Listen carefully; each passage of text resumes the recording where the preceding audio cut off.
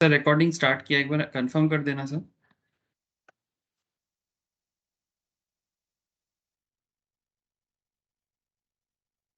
Message मिला होगा आप लोगों को, एक बार कंफर्म करो तो कोई भी।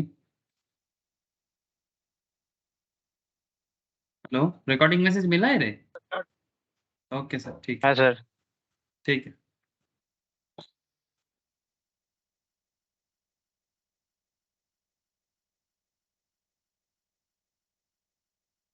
मॉर्निंग सुबह जी। Good morning sir. Good morning, good morning. Okay sir, good morning to all of you and सबको हैप्पी न्यू ईयर सर। सभी को हैप्पी न्यू ईयर। चलो, happy new year sir. Okay sir, happy new year. हाँ, happy new year new year Roshni. Sir. Happy new year Saikat and happy new year Neel. Happy new year Saikat. सभी को happy new year Shivam. Happy new year.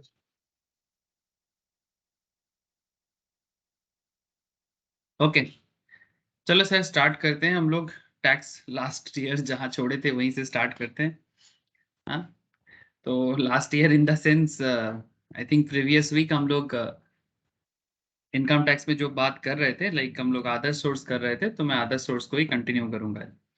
तो जैसे कि आप सबको पता है कि लास्ट ईयर मतलब लास्ट वीक हम लोग इनकम टैक्स में अदर सोर्स के अंदर अदर सोर्स का जो प्रोफार्मा है उसके बारे में बातचीत कर रहे थे कि अदर सोर्स क्या है और इसको कैसे कैलकुलेट किया जाता है। तो प्रोफार्मा था, फॉर्मेट था कि कैलकुलेशन करने का टेक्निक क्या है, और कुछ बेसिक्स बातें मैं थोड़ा सा इंट्रोडक्शन लेवल में आप लोगों को बताया था।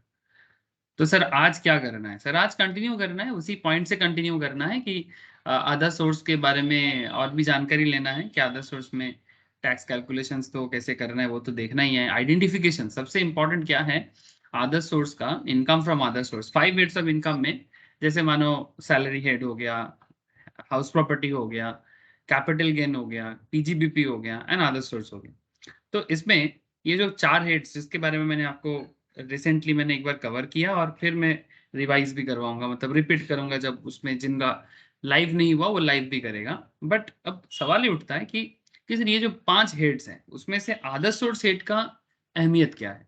सर इसका अहमियत ये है कि जिस इनकम का कोई किनारा नहीं है, ठीक है, मतलब जैसे एक गाना है ना सर, कोई किनारा नहीं मिला कोई सहारा नहीं मिला।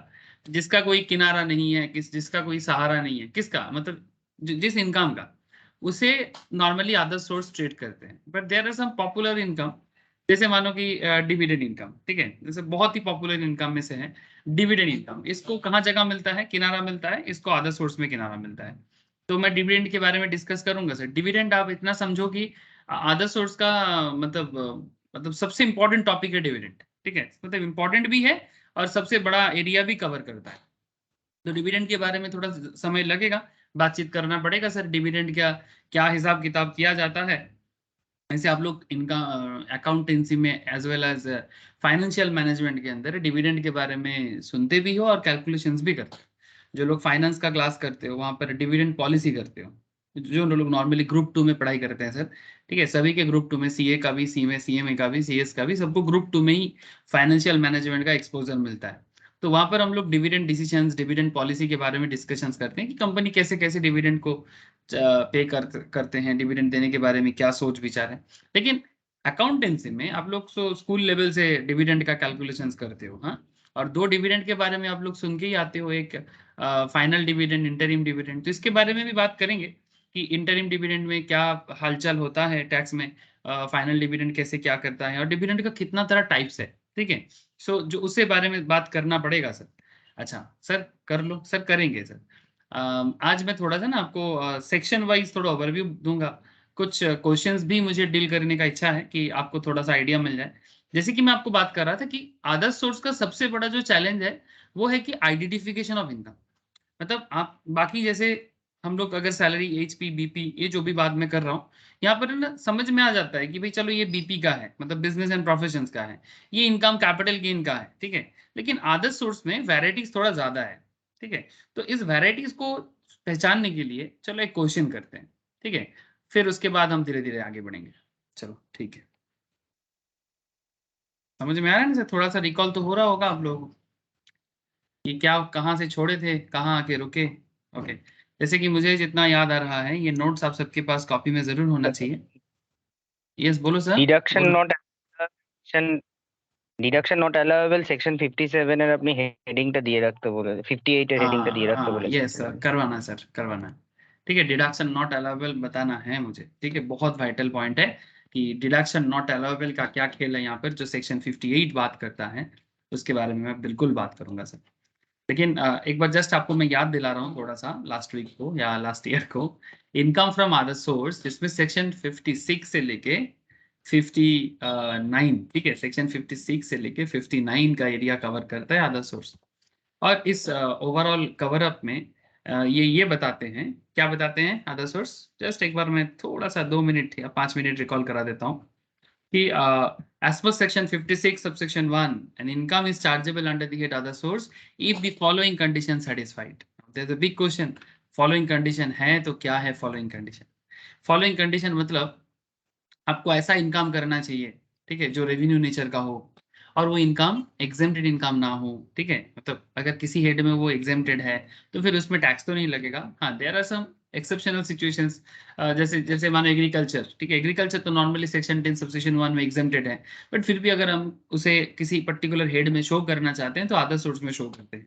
भले ही अब एग्रीकल्चर भी के अंदर भी थोड़ा सा बाइफर्केशन है, जैसे मानो इंडियन एग्रीकल्चरल जो कॉन्सेप्ट है वो एग्जेम्प्टेड है, बट फॉरेन एग्रीकल्चर करोगे तो टैक्सेबल है ना। तो फॉरेन एग्रीकल्चर को कहाँ लेंगे, अदर सोर्स में ही रखते हैं, और जिसके बारे में मैंने एक लंबा लिस्ट भी आप लोगों को लिखा था, और फॉर्मेट के अंदर भी एक्चुअली यही सब लिस्ट के बारे में डिस्कशंस किया था मैंने।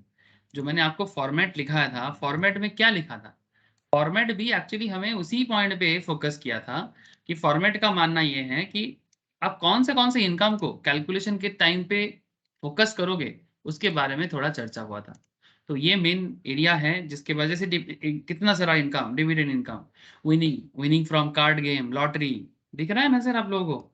हाँ, TV game show, dream 11 types, हाँ, जैसे बेटवे, ड्रीम 11, माई 11 सर्कल टाइप, जो आजकल बड़ा क्रिकेट क्रिकेट में जो बेटिंग गेम आजकल आया है, ठीक है, जिसको लेके कुछ कोर्ट में, सुप्रीम कोर्ट में, हाई कोर्ट में कुछ चैलेंज भी आया है कि सरकार किस तरह से ये सब गेम को इतना प्रमोट कर सकता है, ये तो एक तरह का जुआ है, और जुआ प्रमोट करना कौन सा अच्छा बात है। ठीक है, ऊपर से विराट कोहली, सौरभ गांगुली, MS धोनी जैसे बड़े बड़े प्लेयर इसको प्रमोट कर रहे हैं। तो चेन्नई कोर्ट में, कोलकाता में तो नहीं हुआ, कुछ कोर्ट में, ठीक है, इसके इसके बारे में केस भी फाइल हुआ है, ठीक है, मतलब PIL फाइल किया गया। अब वो सब चल रहा है केस, ठीक है, अब देखो आगे आगे क्या होता है। तो ठीक है, वो तो समाज के लिए कुछ PIL फाइल वगैरह हुआ है, वो that's a different story, but मैं यहाँ पर इनकम के बारे में बात कर रहा हूँ आपके साथ कि अगर आप जो भी जीतते हो, विनिंग करते हो, ठीक है, जैसे अगर आप लोग T20 वर्ल्ड कप के टाइम पे अगर देखोगे, टीवी में बड़ा ऐड आता था, यूट्यूब वगैरह में, कि अगर आप क्या बोलते हैं, अगर आप ड्रीम 11 जीतते हो या फिर माई 11 सर्कल जीतते हो तो आपको महिंद्रा थर कार मिलेगा। ठीक है, 1 करोड़ 1.5 करोड़ का अमाउंट का बेटिंग गेम चलता था, बट हाँ, अमाउंट ऑफ इन्वेस्टमेंट उतना ज्यादा नहीं है, 50 टका, 60 टका, 100 टका, मैक्स टू मैक्स 10,000 20,000 तक, इससे ज्यादा नहीं है।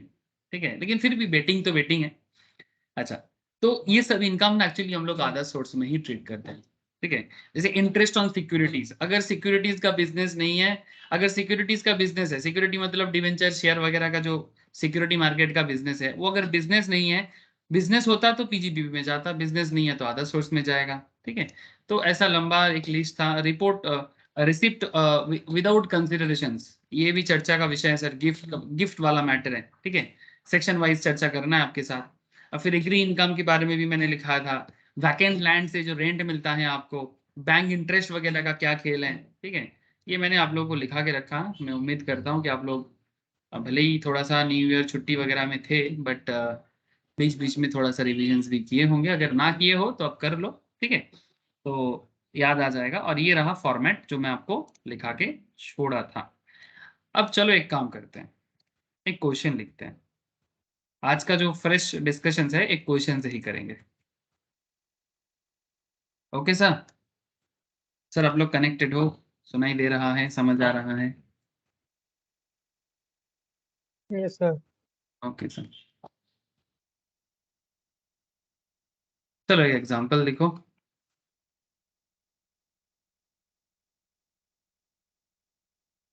इनकम फ्रॉम अदर सोर्स का शॉर्ट में प्यार से क्या कहते हैं हम लोग इसे? प्यार से कहते हैं हम लोग इसे आईफोल्स।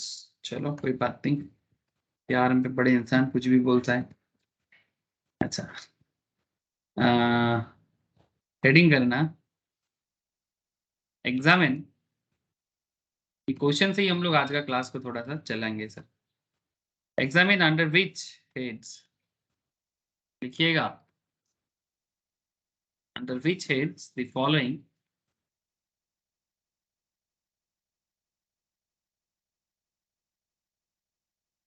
Income are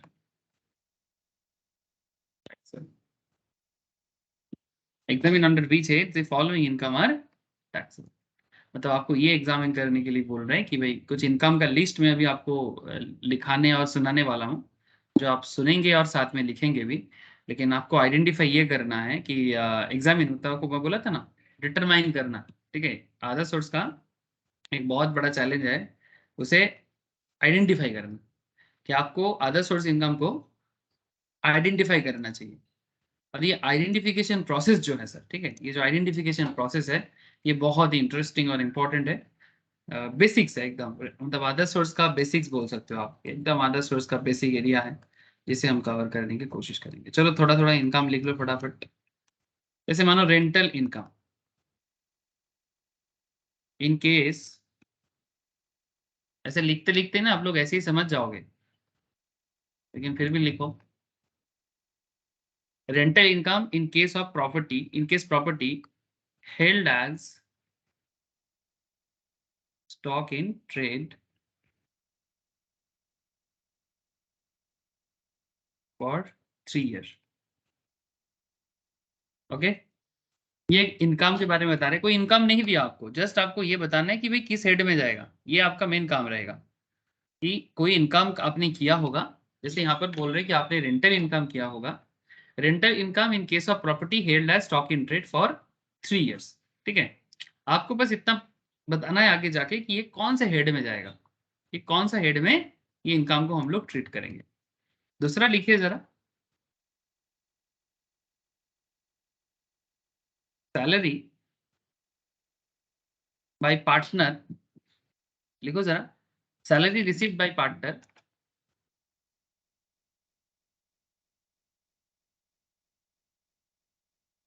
salary received by a partner, salary received by partner from his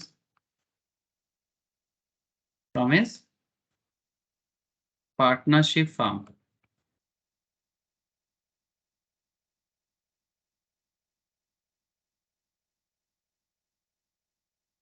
तीसरा लिखे, रेंटल इनकम ऑफ मशीनरी। मैंने ये सब पॉइंट ना लास्ट क्लास में जब मैं आप लोगों को प्रोफॉर्मा लिखा रहा था तब भी मैंने आपको ये सब पॉइंट कहीं ना कहीं थोड़ा बहुत कनेक्ट करवाया था। पॉइंट फोर में जरा लिखे, winning from lottery, winning from lottery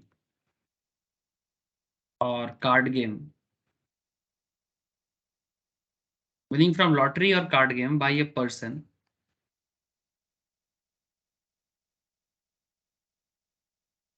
having the same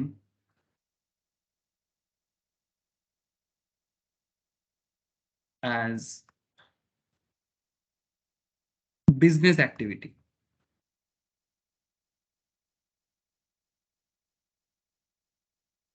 Winning from lotteries or card game by a person having the same as business activity।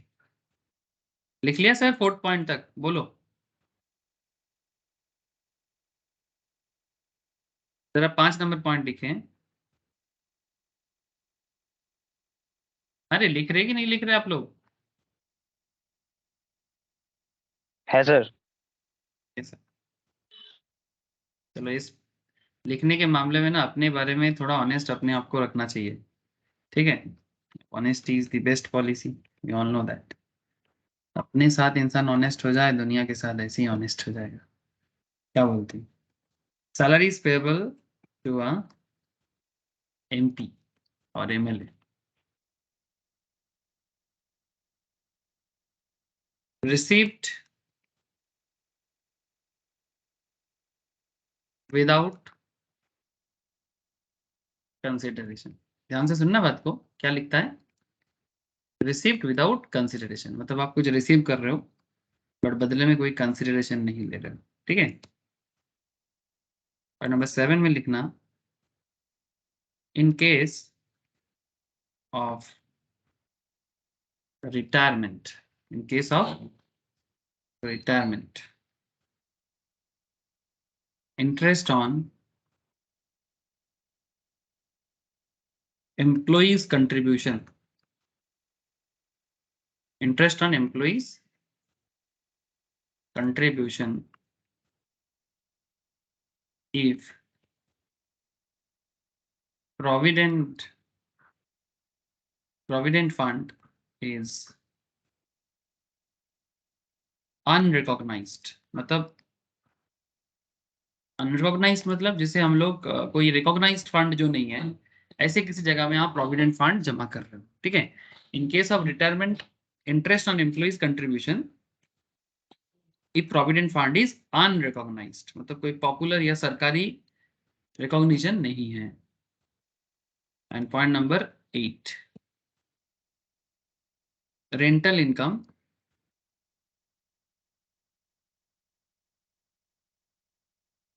in case of a person, rental income in case of a person engaged in the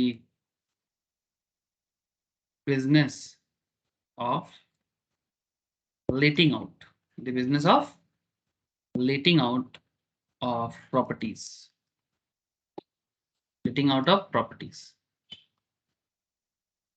okay sir, लिख लिए? अगर हाँ तो बोलिएगा, ना तो भी बोलिएगा। बोलो सर, क्या आप लोगों ने लिख लिया?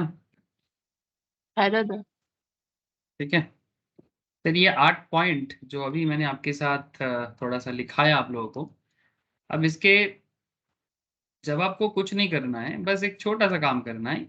आप बस इसके साइड साइड में ये लिखो कि ये,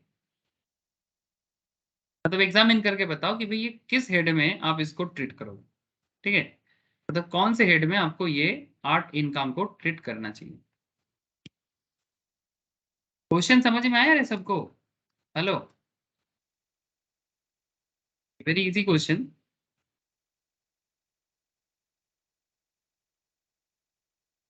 तब आपको आइडेंटिफाई ये करना है कि इसे किस किस हेड में आपको सारा इनकम को शो करना चाहिए, अलग अलग इनकम को। तो जरा ट्राई करें। Rental income in case of property held as stock in trade for 3 years। अगर कोई प्रॉपर्टी आप 3 साल तक अपने बिजनेस के स्टॉक में होल्ड करके रख रहे हो और वहां से आपको कोई रेंटल इनकम मिल रहा है, तो आप उस इनकम को किस हेड में दिखाओगे? बताओ। सर पीजीबीपी या हाउस प्रॉपर्टी, पीजीबीपी যেহেতু और স্টক हाउस হিসাবে hold, property. Yes yes sir, बोलो बोलो। যেহেতু স্যার স্টক হিসাবে হেল্ড করছি, সেজন্য একটা পিজিবিপির ইয়েতে, আর রেন্টাল ইনকাম যেহেতু যেটা ওই গ্রস অ্যানুয়াল ভ্যালু থেকে ইয়ে স্ট্যান্ডার্ড ডিডাকশন লেস করে যে এনএভি যেটা বেরোবে, ওটা স্যার হাউস প্রপার্টি, মানে सर यहाँ মানে पर স্যার আমার মনে ये very good, yes you are right sir. मतलब तुमने जो बताया, तुमने सही सही पॉइंट पे तुम बात कर रहे हो, बट यहाँ पर एक स्पेशल कंडीशन लागू होता है। नॉर्मली अगर कोई house property stock in trade में हेल्ड करता है, मतलब house property stock in trade में हेल्ड करने का मतलब क्या? मतलब क्या आप हाउस प्रॉपर्टी का आप क्या करते हो? मतलब आपके लिए आप एक कौन हो जो आप house property stock in trade में हेल्ड करते हो? रियल एस्टेट प्रोजेक्ट जो चलता है, हाँ sir, promoter promoter real, basically आप প্রমোটার प्रोमोटर हो, है ना सर। बेसिकली आप रियल एस्टेट प्रोमोटर हो। ये सब बिल्डिंग आपके लिए, नॉर्मल लोगों के लिए ये एसेट हो सकता है, ठीक है, मतलब फिक्स एसेट्स हो सकता है जो बिल्डिंग का बिजनेस नहीं करता, उनके लिए ये रियल एस्टेट, ये जो रियल एस्टेट प्रोजेक्ट है उनके लिए ये सब एक एक एसेट है। मतलब अगर आपको किसी पर्टिकुलर एरिया में, चाहे कोलकाता हो, मुंबई हो, दिल्ली हो, या एनी काइंड ऑफ सिटी में, अगर आप एक प्रॉपर्टी अपना मतलब होल्ड करते हो, खरीदते हो, तो आपके लिए वो एसेट हो जाएगा, फिक्स्ड एसेट्स की तरह, इन्वेस्टमेंट की तरह। लेकिन एक प्रोमोटरिंग बिजनेस में जो लोग हैं, मतलब जो बेसिकली रियल एस्टेट बिजनेस में है, जैसे कि डीएलएफ, यूनिटेक, या फिर एनी लोकल प्रोमोटिंग बिजनेसमैन, उनके लिए ये सब स्टॉक के जैसा है सर, ठीक है। मतलब एक एक फ्लैट मतलब उनके लिए स्टॉक है। लेकिन अगर कोई फ्लैट आपका बिका नहीं है, ध्यान से सुनना, कोई स्टॉक आपका बिका नहीं है, या फिर आपने सेल नहीं किया अभी तक, या सेल नहीं हो पाया, लेकिन वहां से आपको रेंटल इनकम होता है, और आप उसको 3 साल, ऑलमोस्ट 3 साल कवर हो गया उसको, as a stock in trade आप उसको अपने पास है, और वहां से रेंटल इनकम आ रहा है, तो ऐसे इनकम को पीजीबीपी में नहीं, हाउस प्रॉपर्टी में लेना चाहिए। इसके बारे में हम लोग हाउस प्रॉपर्टी हेड में भी, और मोस्ट इंटरेस्टिंगली मुझे जितना याद आ रहा है कि मैंने शायद आप लोगों को पीजीबीपी में अंदर की इसके बारे में डिस्कस किया, ठीक है। ये पीजीबीपी में भी है, इसके बारे में हाउस प्रॉपर्टी में भी डील है, स्पेशली ये पीजीबीपी के अंदर भी बात किया जाता है।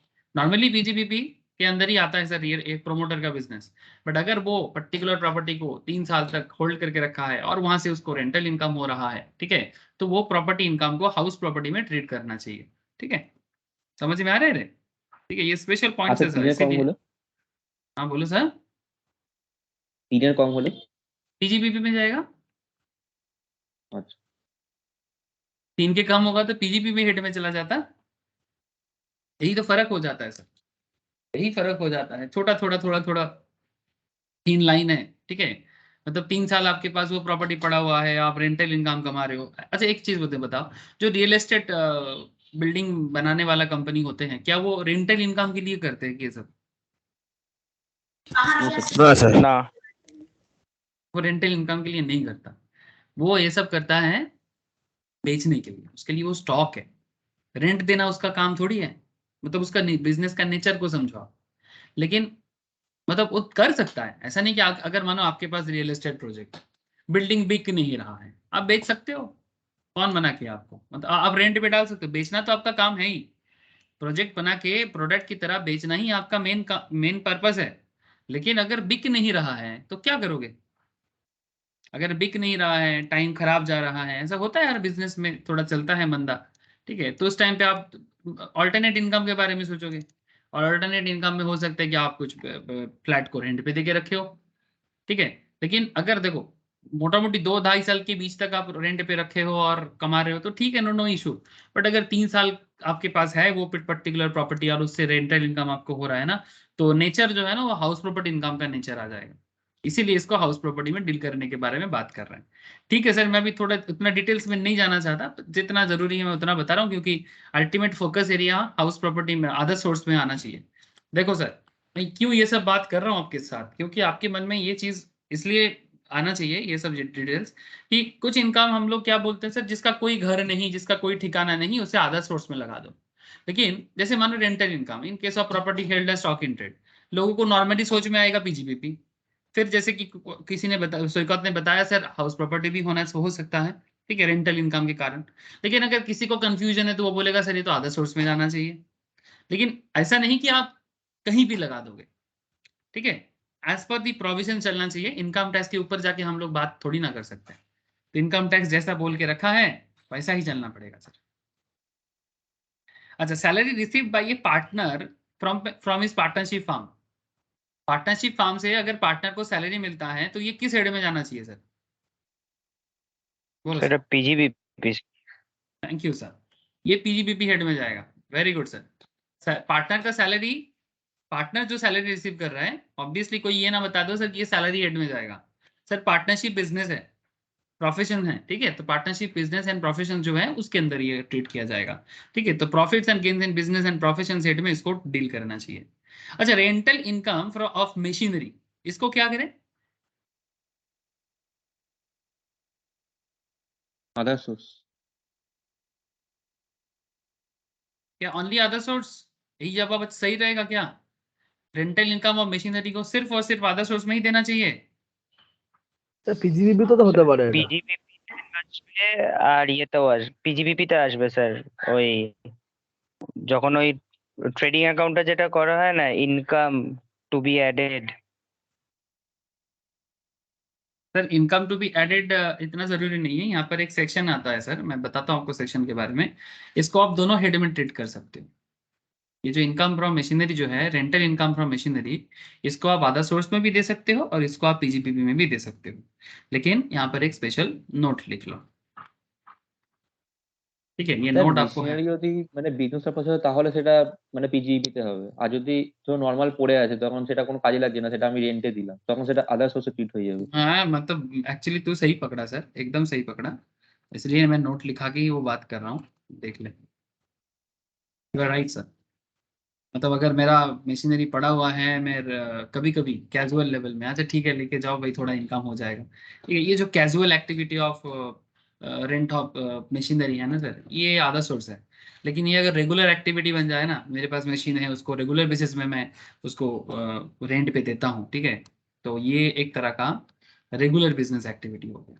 और मशीनरी रेगुलर बिजनेस एक्टिविटी के अंदर आ जाए तो उसको पीजीपीपी में ट्रीट करना चाहिए सर। तो इसके लिए सेक्शन है आधा सोर्स में, तो इसलिए लिख लो सर एक बार, as per section 56 subsection 2 clause 2, ठीक है? मतलब सबसेक्शन 2 जो है इंग्लिश में है, और 2 और सबसे क्लॉज 2 जो है वो बेसिकली रोमन 2 है। So rental income of machinery, rental income of machinery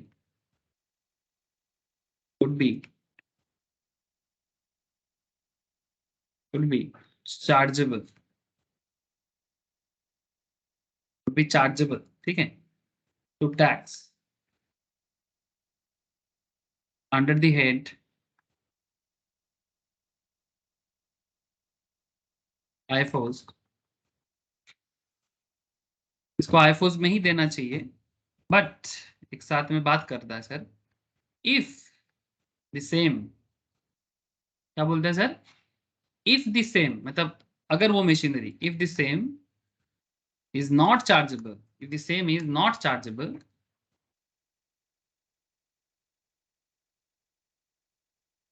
to income tax under PGBP, under the head exactly आप लोग जैसे जवाब दिया वही है, बस मैंने थोड़ा नोट लिखा दिया, ठीक है? आप लोगों ने सभी ने सही बोला, इवन सुभजीत भी सही जवाब दे रहा था कि सर इसको इस तरह से ट्रीट करना चाहिए कि अगर पड़ा हुआ है कभी कभी दे देते हैं तो भी ये ठीक है, ये आधा सोर्स में ही आना चाहिए। बट अगर ये आपका रेगुलर एक्टिविटी का पार्ट बन जाए, तो अगर रेगुलर एक्टिविटी का पार्ट बन जाए तो इसे हम लोग पीजीपीपी में ट्रीट कर लेंगे। वे मशीन रेंट पे देना मेरा एक बिजनेस एक्टिविटी है, ओके? तो ये आंसर इसके हिसाब से लिखना चाहिए, ठीक है? तो सर हमेशा जब भी आप सब्जेक्टिव वे में आंसर लिखें, ठीक है, जब भी आप सब्जेक्टिव वे में आंसर लिखोगे तब लिख लो।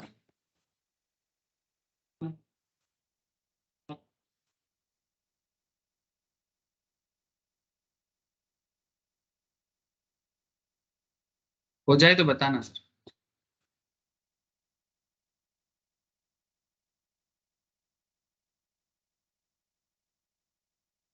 वैसे सोएगा? हाँ सर। Okay sir. देखो जो बात मैं कर रहा था, अगर आपको सब्जेक्टिव जवाब देना है और अगर छोटा से छोटा पॉइंट में भी अगर कहीं पर भी थोड़ा सा ट्विस्ट है, ठीक है, मतलब एक ही चीज का दो जवाब आ रहा है तो ट्विस्ट हो गया ना, ऐसा भी हो सकता है वैसा भी हो सकता है। तो एग्जामिनर ऑलवेज क्या पसंद करता है जानते हो? कि आप दोनों जवाब लिख के आओ। ये सर हमारे प्रोफेशनल कोर्सेज में देखो, हम लोग कोई स्कूल का पढ़ाई नहीं कर रहे हैं। स्कूल कॉलेज की पढ़ाई में क्या है ना, मतलब बड़ा ही मतलब ये बोलना नहीं चाहिए, पर जो एजुकेशन सिस्टम हम लोग स्कूल कॉलेज लेवल में बना के रखे हैं आज के डेट में, मतलब अब कॉलेज लेवल में अब आईआईएम वगैरह को थोड़ा सा एंटर नहीं कराते, नॉर्मल जो एक एवरेज स्कूल कॉलेज सिस्टम है उसमें ना, they are very copy book type of material, कि भाई किताब में ऐसा लिखा है आपको ऐसा ही जवाब देना पड़ेगा। मतलब अगर आप ऐसा नहीं देते तो स्कूल का टीचर जो है वो बोलेगा नहीं ये किताब में ऐसा तो लिखा नहीं है तो आपको ऐसा जवाब देना पड़ेगा। तो वो ना इस मैटर को सुनने के लिए भी रेडी नहीं रहेगा, और इसको अगर गलती से अगर रेक्टिफाई भी करना हो, मतलब ठीक से उसको ठीक भी करना ना, तो वो करेगा नहीं, ठीक है, क्योंकि वो किताब को ही मानता है। उसके लिए सवाल करने का मतलब, जो इसको हम लोग क्या बोलते हैं, डब्बा एडुकेशन, ठीक है। इसीलिए तो भारत चाइना से क्यों पीछे रह गया, क्योंकि भारत ने डब्बा एडुकेशन प्रोसेस लिया। भारत का प्रॉब्लम यही रह गया सर, हम लोग डब्बा एडुकेशन सिस्टम का साथ लिए, चाइना इनोवेटिव एडुकेशन का साथ लिए, मतलब दोनों एक ही टाइम पे, स्पेशली 1947 के बाद से ऑलमोस्ट सिमिलर कैटेगरी में दोनों कंट्री आगे बढ़ने का इच्छा लिया। बट भारत का लीडरशिप डब्बा एडुकेशन में चला गया, बट चाइना का लीडरशिप एटलीस्ट एडुकेशन सिस्टम में इनोवेशन लाने का पूरा कोशिश किया, और उसका इफेक्ट आज भी दिख रहा है सर, कि चाइना किस तरह से एटलीस्ट इकोनॉमिक परव्यू में अगर देखा जाए, मैं बाकी पॉइंट ऑफ व्यू छोड़ता हूँ, बहुत चीज़ों में वो हमसे खराब भी है, लेकिन अगर मैं इकोनॉमिक डेवलपमेंट के बारे में बात करूँ, इनोवेटिव डेवलपमेंट के बारे में बात करूँ, चाइना हमसे बेहतर परफॉर्म किया है, इसमें कोई दोहराई नहीं है। और इसके पीछे मेन रीजन है कि हमारा जो लीडरशिप क्राइसिस, ठीक है। अब मेरा इस पॉइंट को बोलने का ऐसा क्या कारण था कि मैंने ये पॉइंट क्यों उठा दिया सर, क्योंकि मैंने आपको बोला ना, एक ही चीज का दो दो जवाब है, और आप बोलोगे सर अगर मैं एक लिखता हूं तो क्या वो सही है, लेकिन सर जब आप प्रोफेशनल जगह में आके जवाब देते हो ना, तो वहां पर अगर आपके पास कहीं पर ट्विस्टिंग आंसर है, तो आप उसको नोट डाउन, मतलब वर्किंग नोट के हिसाब से भी देके आओ। क्यों? क्योंकि प्रोफेशनल एक एरिया में ये जगह आता है सर, ठीक है, कि इसका ये जवाब भी हो सकता है, इसका ऑल्टरनेट ये भी हो सकता है, ये उम्मीद किया जाता है। इवन इंस्टीट्यूट भी मतलब इस तरह का क्रिटिसाइज लेने के लिए भी रेडी होते हैं, ऐसे इंस्टीट्यूट का भी थोड़ा बहुत है। कभी कभी इंस्टीट्यूट बोलते हैं कि नहीं, हम लोग जैसे किए हैं आपको वैसा करना पड़ेगा, लेकिन आप चैलेंज कर सकते हो, आप चैलेंज कर सकते हो, इंस्टीट्यूट सुनने के लिए रेडी है। इंस्टीट्यूट को उसका मतलब जवाब भी देना पड़ता है, क्योंकि दे आर ओपन, वो थोड़ा सा ओपन है, नॉर्मल स्कूल कॉलेज की तरह ये लोग नहीं है, ठीक है, जो जो इंस्टीट्यूट वगैरह को चलाते हैं। सो मेरा पॉइंट यही है कि आप इस तरह का जो प्रोफेशनल एरिया है सर, यहाँ पर आप देखेंगे बहुत सारे जगह में कि इसको हम लोग ऐसे भी जवाब दे सकते हैं, इसका हम लोग इसका ऑल्टरनेट ये भी हो सकता है, और हो सके तो आप इसका दोनों मोड का, मतलब कोई बोलेगा सर अदर सोर्स में क्या गलत है, मैंने अदर सोर्स लिखा, कोई बोलेगा सर मैंने पीजीबीपी लिखा तो इसमें क्या गलत है। अरे भाई कोई गलत नहीं है, तो दोनों पहलू जो है आप लिख के आओ। आई होप कि आपको मेरा बात समझ आया सर, ठीक है सर।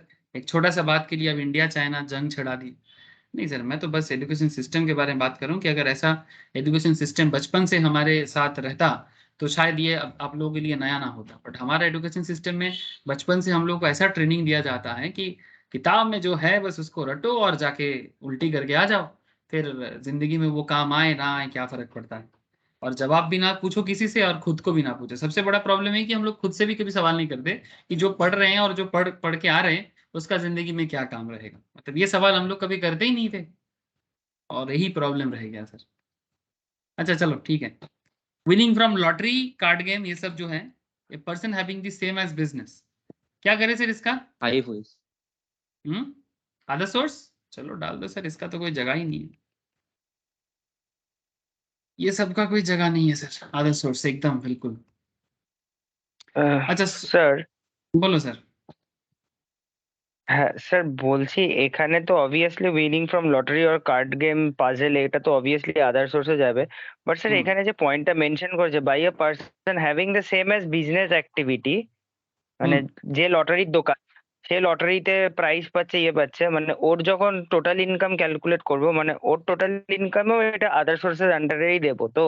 हाँ हाँ हाँ, बेसिकली वही बात कर रहे हैं सर, ये विनिंग फ्रॉम लॉटरी मतलब बात ऐसा है कि यहाँ पर क्वेश्चन ऐसा नहीं है कि आपका लॉटरी का बिजनेस है, ये नहीं बोल रहे हैं, आपने विनिंग फ्रॉम लॉटरी किया, ठीक है, लेकिन आपका भी सिमिलर बिजनेस एक्टिविटी है, तो क्या हुआ, आपका विनिंग तो लॉटरी से है ना, बात को समझो। तुम्हारा अगर लॉटरी का बिजनेस हो तो ऑब्वियसली लॉटरी बिजनेस अगर है तो वो पीजीपी में ही ट्रेड करना है आपको, वो तो बिजनेस इनकम होगा, जो लॉटरी बिजनेस एक्टिविटी जिस तरह से चलता है, ट्राई टू अंडरस्टैंड। মানে স্যার আমার লটারির দোকান আছে, আমি নরমাল ওখান থেকে ইনকাম করছি লটারি বেচে, সেটা বিজনেসে যাবে, ইন বিটুইন আমি আবার একটা লটারিতে টাকা পেলাম, জিতলাম নিজে, তো এক্স্যাক্টলি, সেইটা পার্টিকুলার অ্যামাউন্টটা আমার ওখানে চলে থ্যাংক ইউ, যাচ্ছে। यस सर, বুঝতে পারলাম স্যার। ठीक है, सही बात, कंफ्यूजन दूर कर। तुम्हारा तुम्हारा लॉटरी का दुकान है, जो स्नेहा इसने जो जवाब दिया बहुत अच्छा बोला कि मेरा लॉटरी का दुकान है, ठीक है, तो मेरा लॉटरी का बिजनेस में मेरा जो प्रॉफिट लॉस होता है वो तो मुझे मेंटेन करके पीजीपी में ही दिखाना है उसको, अगर वो मेरा रेगुलर बिजनेस एक्टिविटी है, ठीक है। लेकिन अगर मैंने लॉटरी जीता भले ही मेरा लॉटरी का दुकान ही क्यों ना हो सकता है कि मैंने ही वहां से लॉटरी का टिकट काट निकाल के मेरे को कुछ मिल गया, ठीक है, या फिर किसी दूसरे जगह से मिल गया, पर मेरा लॉटरी का बिजनेस है। लेकिन यहाँ पर मेन पॉइंट क्या था, विनिंग फ्रॉम ए लॉटरी और card game, person having the same as business activity. क्या फर्क पड़ता है चाहे उसका बिजनेस हो ना हो, विनिंग फ्रॉम लॉटरी है तो आईफोज में जाएगा। तो एक और बोल, বুঝেছি স্যার। ठीक है, मतलब मेन मेन मेन फोकस यहाँ पर क्या है, winning from lottery, same business activity हो ना हो डजेंट मैटर। यहाँ पर तुम्हारा मेन पॉइंट है कि हमने लॉटरी से जीता है, तो लॉटरी से जीता तो मतलब अदर सोर्स में ही उसको ट्रीट करेंगे। The salary payable to MP MLA, last दिन ही लिखा है सर এটা एग्जांपल्स में, এটা আসবে না। मतलब अदर सोर्स में नहीं देंगे।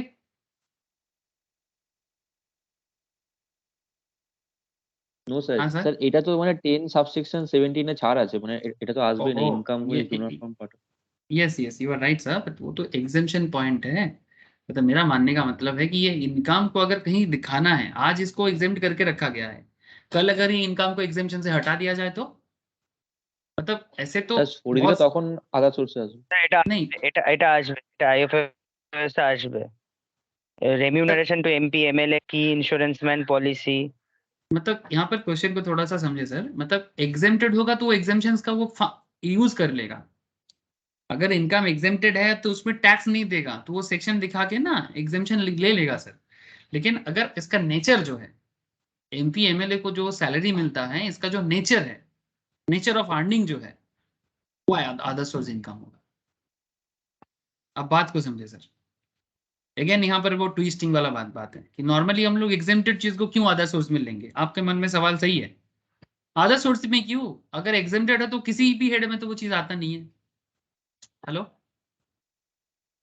अगर कोई इनकम यस आपका सर। एग्जेम्प्टेड है तो फिर वो अदर सोर्स से क्यों, किसी भी हेड में नहीं आएगा। लेकिन हर हर इनकम का एक नेचर तो होता है ना सर, उस नेचर के हिसाब से अगर आप देखो कि अगर एमपी एमएलए जो इनकम कर रहे हैं, इसको सैलरी मतलब नॉर्मल जो एम्प्लॉयर एम्प्लॉय कॉन्सेप्ट में सैलरी मिलता है क्या इनको,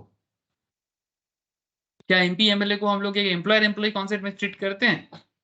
जैसे एम्प्लॉयर एम्प्लॉय कॉन्सेप्ट में जो income under the salary head है हमारा, ठीक है, सेक्शन 17 का जो एरिया है, क्या वैसा सैलरी है इनका, तो सैलरी नो हेड सर। का तो पार्ट ये नहीं बन सकता।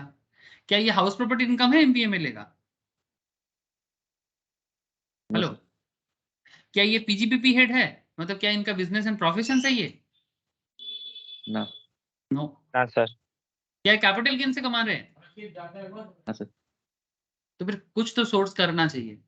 तो सोर्स जो रहेगा ये आधा सोर्स रहेगा। बाकी सेक्शन 10 में आप इसको income which do not form part of total income में आप उसका ट्रीटमेंट क्या करना है कर लो, वो बाद में दिखा देना, पहले शो कर देना बाद में दिखा देना, बट मेनली जो इसका नेचर है इसको आप आधा सोर्स में ही हमेशा दिखाना सर। अगर आपको তার सोर्स মানে पूछे আদার तो সোর্সে আনতে বা ট্যাক্সেবল না। Yes sir, that is the point, वही तो मैं बोल रहा हूँ।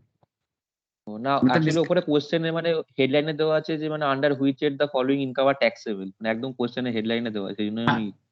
Taxable, but taxable in the sense कि किस हेड में तुम इसको टैक्सेबल करोगे, उसके बाद उस तुम की अंडर सेक्शन 10 ये एग्जेम्प्टेड है वो बाद में जाएगा, ठीक है, बट मेनली किस हेड यस में सर। इसको आप ट्रीट करोगे।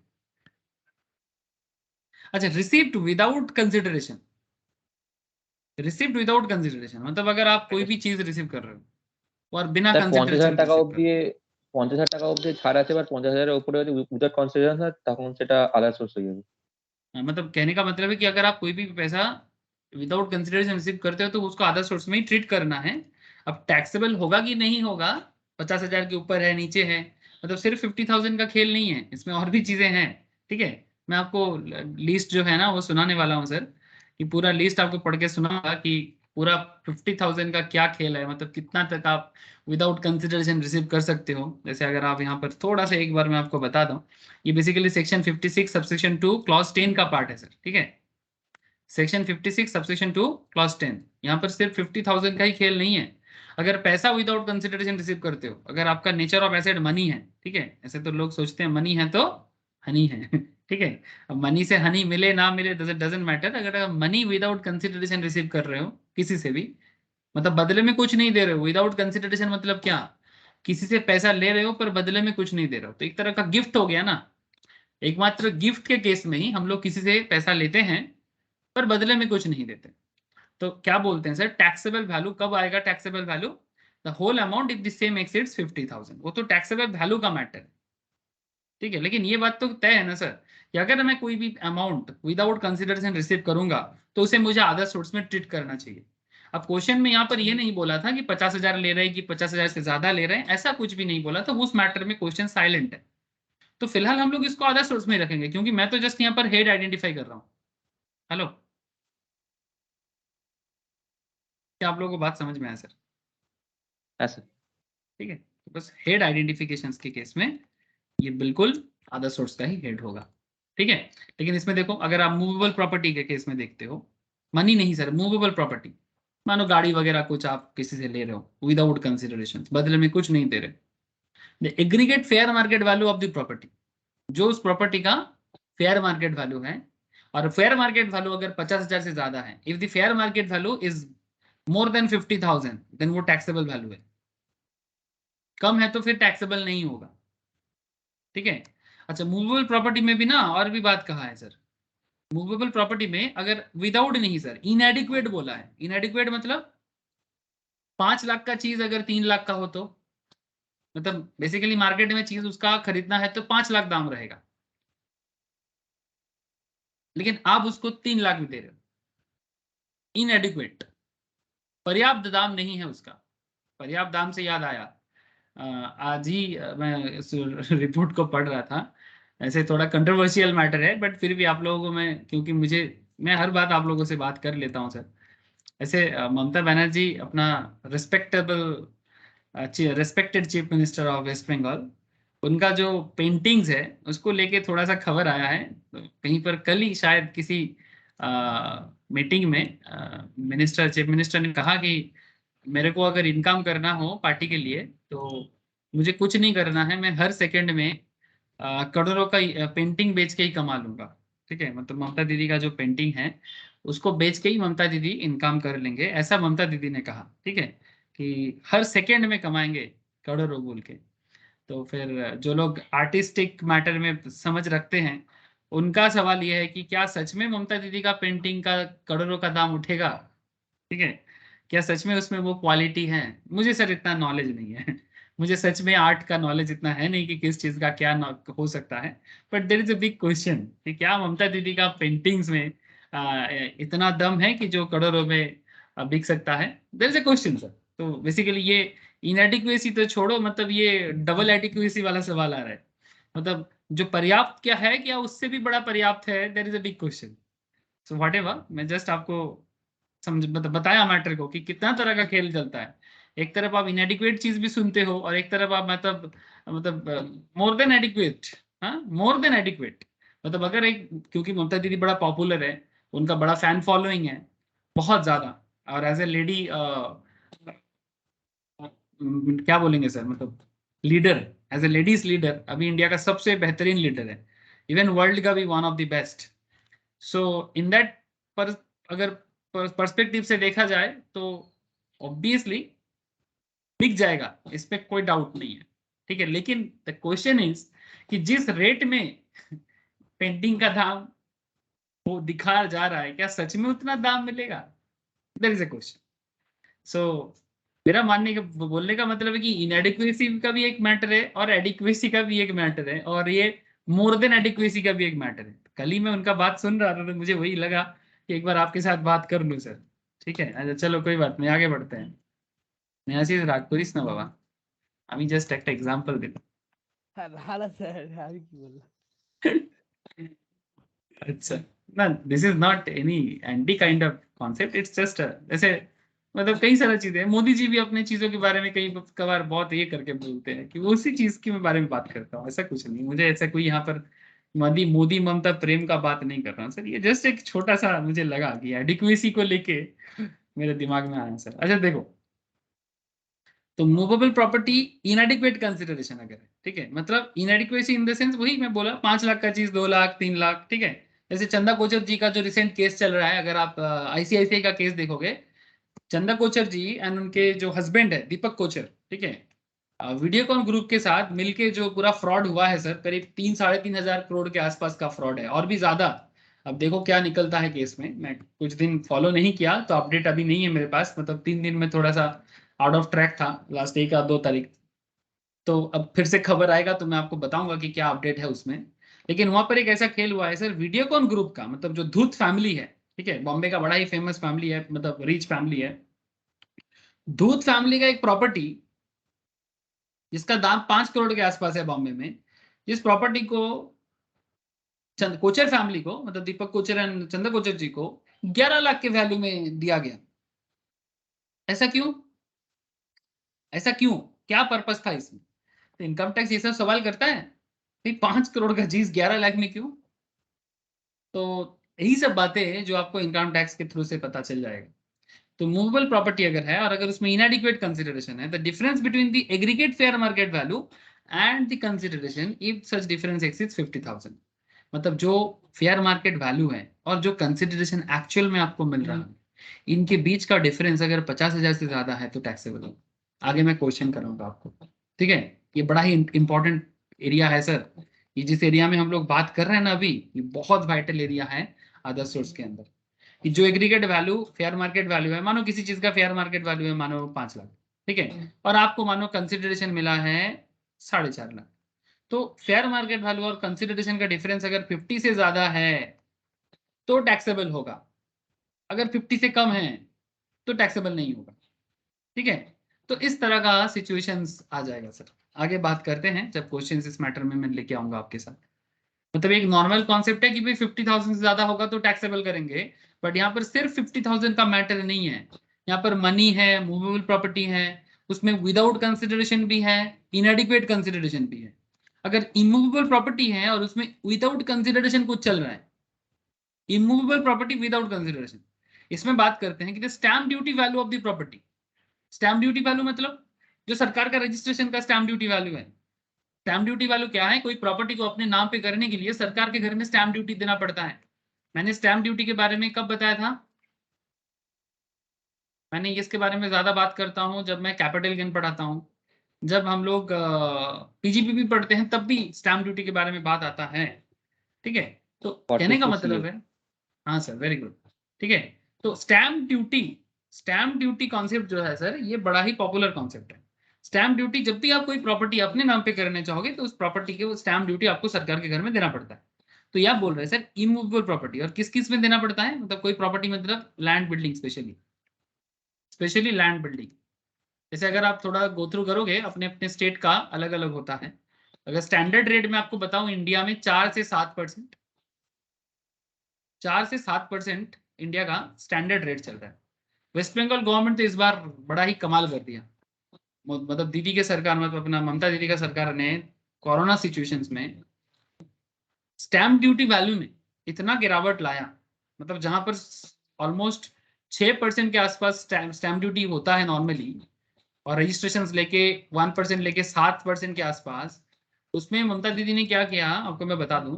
ममता दीदी ने डिसीजन लिया, क्योंकि ऐसे ही कोरोना में लोग परेशान हैं, तो ममता दीदी ने डिसीजन लिया कि सर, मतलब ममता दीदी के पैनल ने, कि हमें स्टैम्प ड्यूटी वैल्यू को कम ही रखना चाहिए। तो 4% स्टैम्प ड्यूटी और 1% रजिस्ट्रेशन मिला के 5%, मतलब ऑलमोस्ट 2% का डिफरेंस कम कर दिया, डिडक्शन।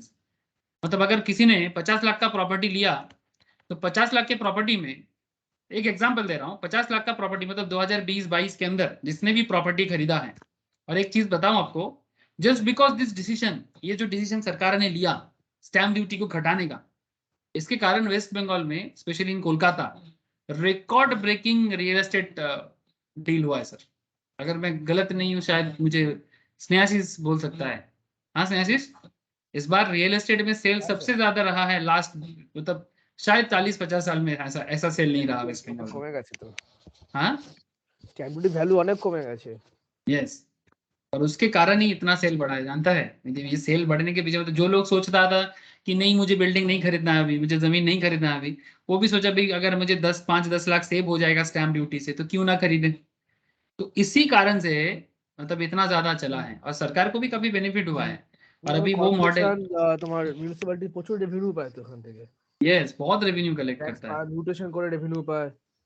और ये और ममता दीदी जो गवर्नमेंट का ये जो करंट पॉलिसी था स्टैम्प ड्यूटी को लेके, ये बहुत बूस्ट किया है। और ये मॉडल दूसरा स्टेट भी अपनाने के लिए सोचा है। इवन सेंट्रल गवर्नमेंट ने भी इस बारे में बाकी स्टेट्स को बोला है कि वेस्ट बंगाल वाला अप्रोच आप फॉलो कर सकते हैं, क्योंकि इसमें रियल एस्टेट में एक काफी बड़ा बूम देखने को मिला है। तो चलो, जो मुझे अच्छा लगता है मैं जरूर बोलता हूँ सर, ऐसा कोई बात नहीं है।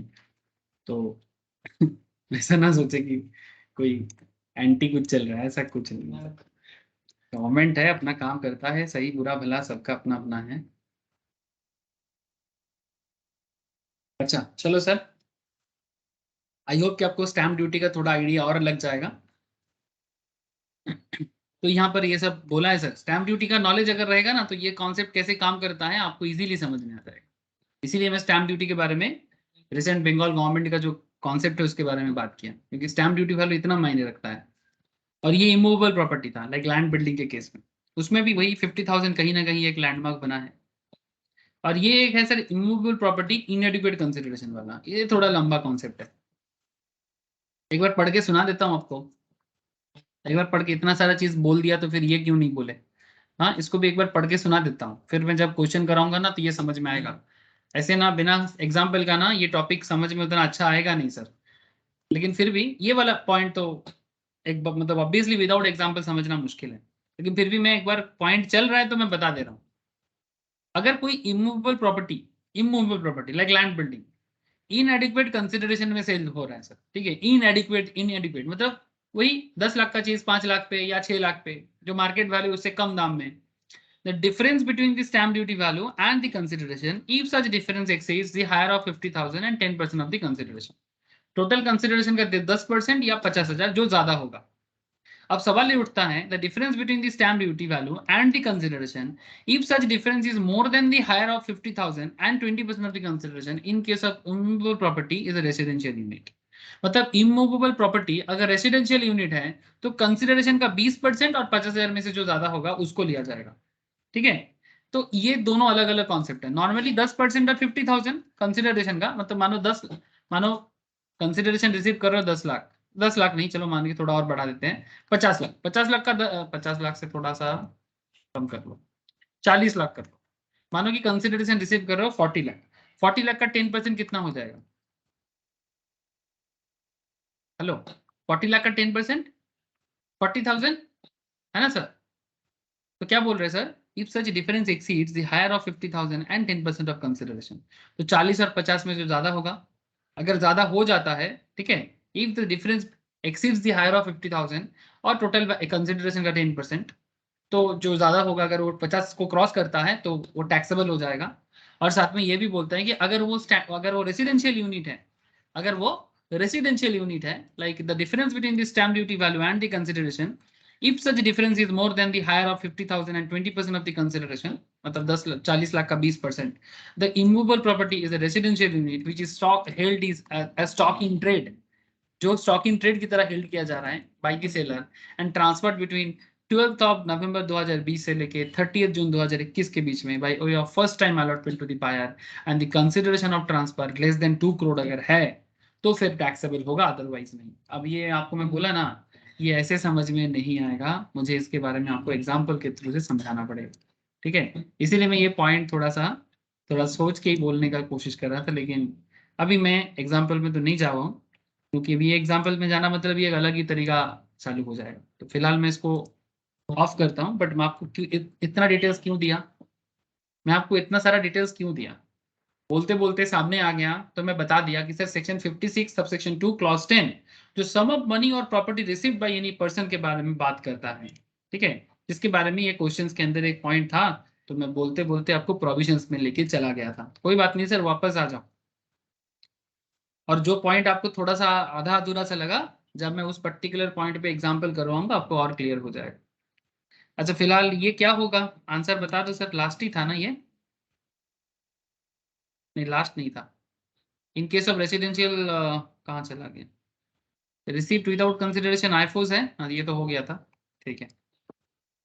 अच्छा क्वेश्चन नंबर 7 का क्या करें sir, in case of retirement interest on employees contribution if provident fund is unorganised unrecognised. Hello, sir পিএফটা আনরিকগনাইজ তাহলে হবে আইএফওএস, আর যদি রিকগনাইজ হয় তখন হবে income from salary. Very good sir, very good. अगर पीएफ रिकॉग्नाइज्ड होता, very good sir, very good. अगर पीएफ रिकॉग्नाइज्ड होता, मैं बड़ा खुश हुई आंसर से। अगर प्रोविडेंट फंड मेरा रिकॉग्नाइज्ड होता तो इसको सैलरी में ट्रीट करते हैं, बट क्योंकि प्रोविडेंट फंड अनरिकॉग्नाइज्ड है तो इसको अदर सोर्स में ट्रीट करेंगे। Very good sir. अच्छा, और क्या है sir? Rental income in case of person engaged in the business of letting out of properties. बोलो सर। तो हाउस प्रॉपर्टी है। हाउस प्रॉपर्टी, जरा सोच के बताओ ना, गड़बड़ क्यों करते हो? क्वेश्चन क्या है, फिर से पढ़ो। Rental income in case of a এখানে पर्सन বলেছে যদি एंगेज्ड इन বিজনেস द হয়, বিজনেস হয় তখন পিজিইপি হবে, আর যদি বিজনেস না হয় নর্মাল তখন হবে হাউস প্রপার্টি। लेकिन यहाँ बोला क्या? Rental income in case of a person engaged in the business of letting out of property. তখন পিজিইপি হবে। फिर स्पेसिफिक कर दिया तो बिजनेस करता है तो आधा सोच तो बिल्कुल नहीं होगा। क्या कर लेंगे सर? पीजीपीपी में कर लेंगे। सही है, पीजीपीपी होना चाहिए, है ना? बोलो सर, समझ में आया ना आधा सोर्स का आइडेंटिफिकेशन प्रोसेस?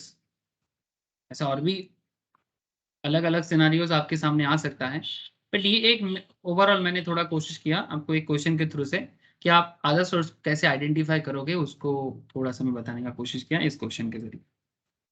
ठीक है, एक काम करते हैं, चलो प्रोविजंस में काफी सारा चीज बचा कुचा है ना, तो उसको बारे में जानना पड़ेगा सर।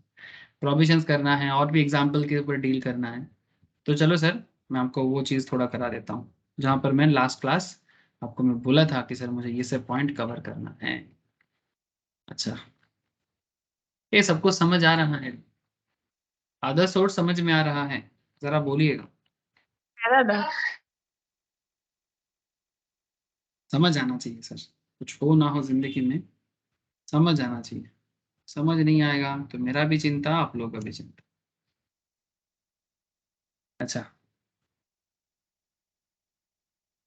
तो जैसे कि हम लोग क्लास फॉर्मेट आप लोगों के साथ डिस्कस किया था, जहां पर मैंने आपको कैसे अलग अलग अदर सोर्स का इनकम को ट्रीट करना है। जैसे मैं आपको क्या बोलता हूँ सर, डिविडेंड इनकम के बारे में एक लंबा डिस्कशन होने वाला है, तो वेट करते रहना इसके लिए, क्योंकि ये बहुत वाइटल है।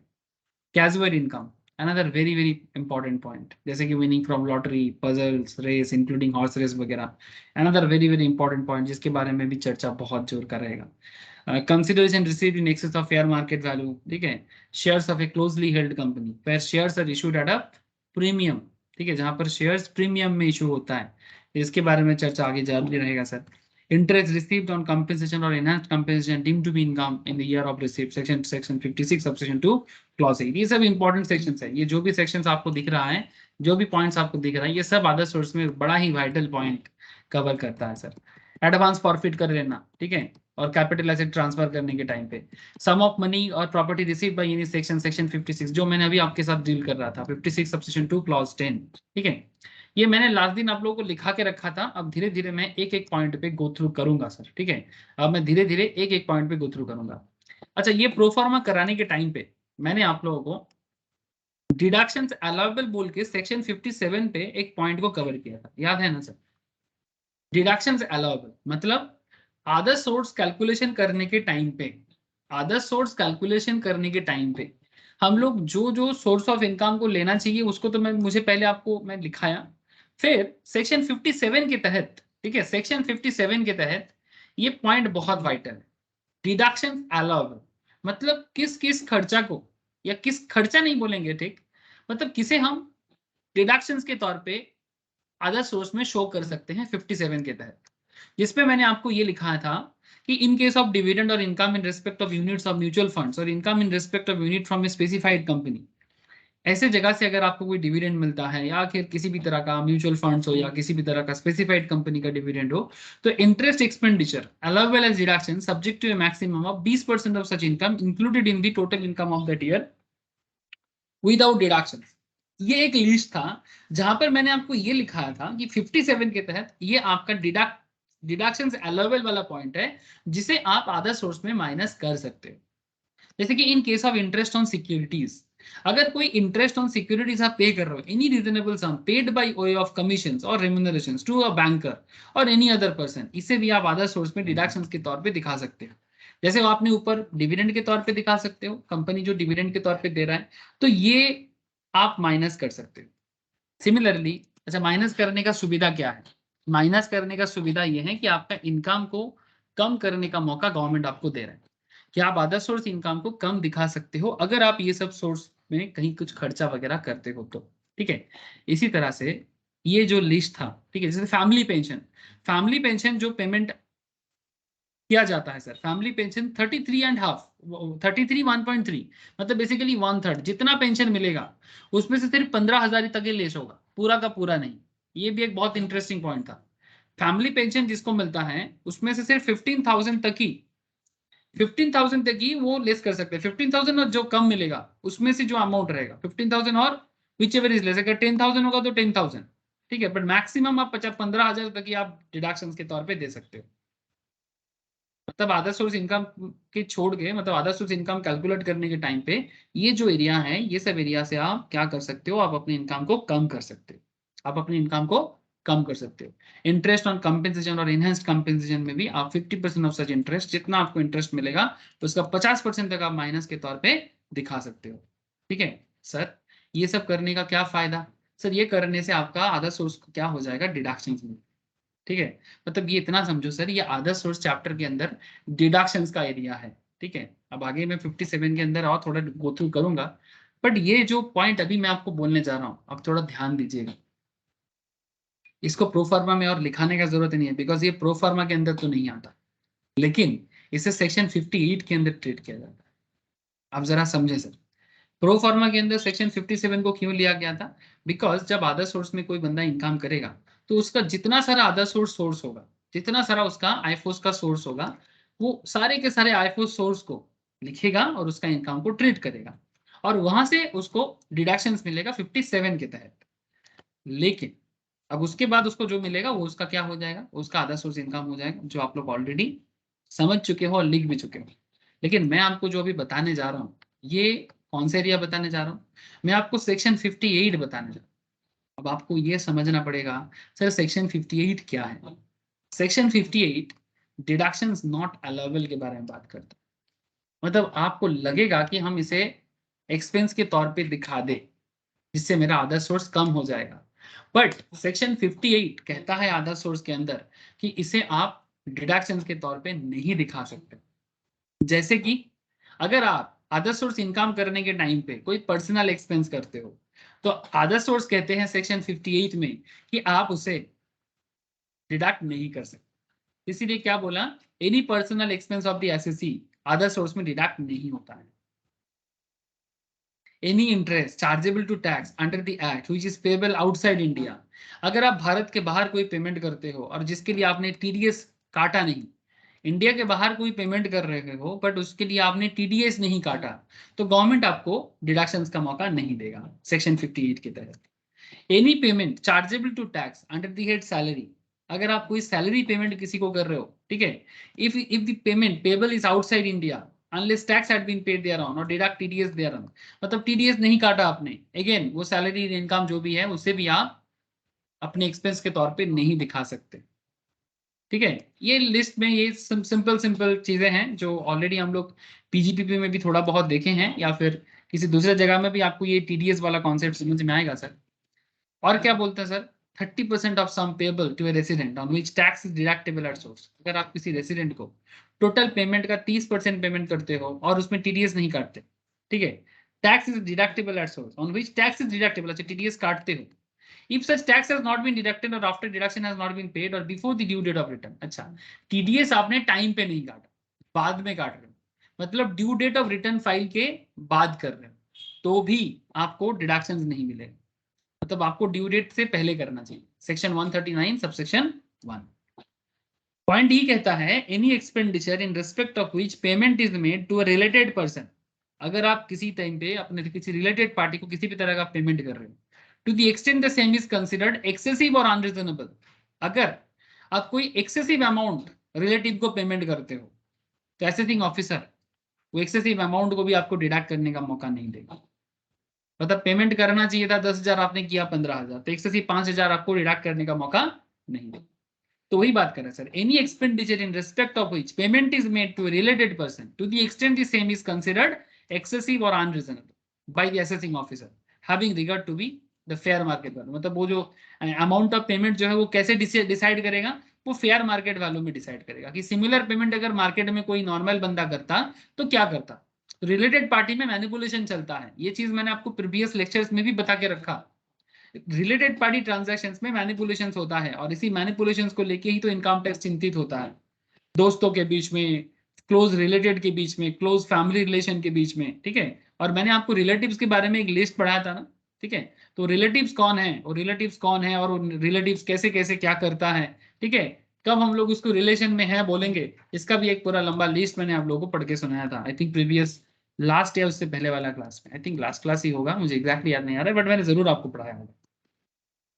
और एक point sir, any expenditure in respect of which a payment और एग्रीगेट ऑफ पेमेंट एक्सीडिंग 10,000, अगर किसी जगह में आपका पेमेंट अमाउंट 10,000 या उससे ज्यादा हो रहा है, is made to a person in a day otherwise than by of account by check or bank draft or ECS through bank account or through such other prescribed electronic mode such as credit card, debit card, net banking, IMPS, UPI, RTGS, NEFT, भीम, Aadhaar pay etc.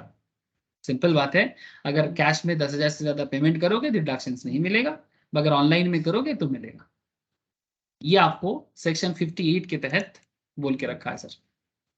इस section 58 के तहत आपको ये एक list पूरा सुना के रखा है कि भाई सेक्शन 58 आपको डिडक्शंस के लिए अलाउ नहीं करेगा अगर आप ये सब जगह में खर्चा करोगे तो।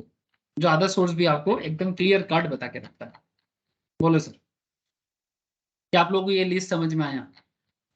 डिडक्शंस नॉट अलाउएबल में सेक्शन 58 का ये एरिया आपको समझ में आया सर? अरे बोलो सर बोलो।